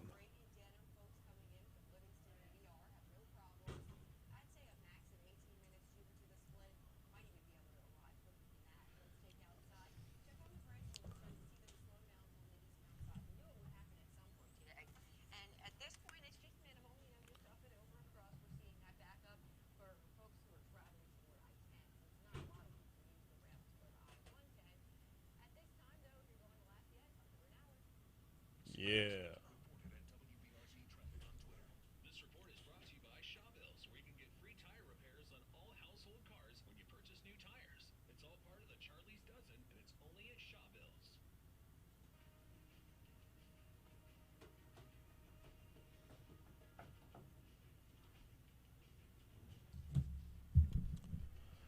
.856 Talk 107.3 FM, WBRP. One more segment to go before we get out of here. All right, coming up this weekend and next, it's time for Boo at the Zoo. Get costumed up and come on out October 16th and 17th and the 23rd and 24th. Children ages 12 and under will receive prepackaged treat bags upon exiting their zoo adventure. There will be special character visits tomorrow from 11 a.m. to 1 p.m., so I'm guessing from about kickoff until the third quarter. Dress the whole family up for the costume contest. Win a household membership to the zoo in that costume contest, by the way. New this year, there's a mini pumpkin patch that'll be in the Capital One Pavilion. Kids age 12 and under can take a pumpkin upon exiting their zoo adventure. Coming to get in the Halloween spirit, this Merry Not Scary extravaganza. It is a Baton Rouge staple. It is Boo at the Zoo. Tomorrow is game day. Swing by Mathern's on campus, right across from Tiger Stadium. Nicholson at Skip Bourbon Drive in the Nicholson Gateway Shopping Center. All of your tailgating odds and ends, right? You head out the house, you think you got it all. Oh, we forgot this. Boom, Mathern's. Oh, we're out of beer. Boom, Mathern's. Oh, top off that whiskey. Boom, Mathern's. Oh, I forgot to bring a jacket. They can't help you out. But all the food, the beer, the booze, everything else you need. Mathern's on Nicholson at Skip Burtman Drive in the Nicholson Gateway Shopping Center. And, oh, by the way, join the rewards program. Little sleeper of a rewards program over there. Don't sleep on it at all with the Mathern's rewards program. Nicholson at Skip Burtman Drive. Of course, they're downtown on 3rd Street as well. But Nicholson at Skip Burtman Drive on game day. Hey, Bayou Gal says on Twitter, talking about the previous segment with attorney Franz Borghardt and the defendant doodling and coloring, says, my adulting includes coloring, completing puzzles, fidget spinners, small electronic memory games, reading, and meditating. If it relaxes him and keeps his you-know-what mouth shut, what's the big deal? The big deal is this should garner your attention. If you're the defendant, you need to be dialed in to the trial where you're on trial. I get the arguments. I really, really do. But if I'm on that jury, my perception is he doesn't care. He doesn't. If he cared, he'd pay attention. If he cared, he wouldn't be zoned out and dialed out. Perception will trump reality in this particular situation.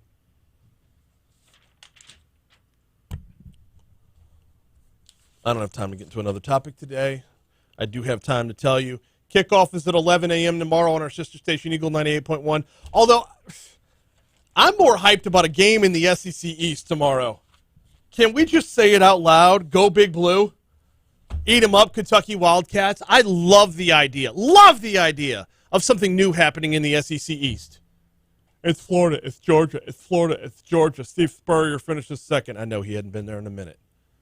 The idea of Kentucky making their way into this conversation and having a Stoops at the helm means it could have some staying power as well. Eat them up, Wildcats. Hey, thanks again to Jacob Hester. Thanks again to Eric Romero, Scott McKnight, Dr. Bumgarner, Franz Borghardt, and Peter Stormare. Y'all, we'll see you Monday. All right, I got to go weigh in, people. Wait, I got to go weigh in, comma, people. If it was just I got to go weigh people, that would be different.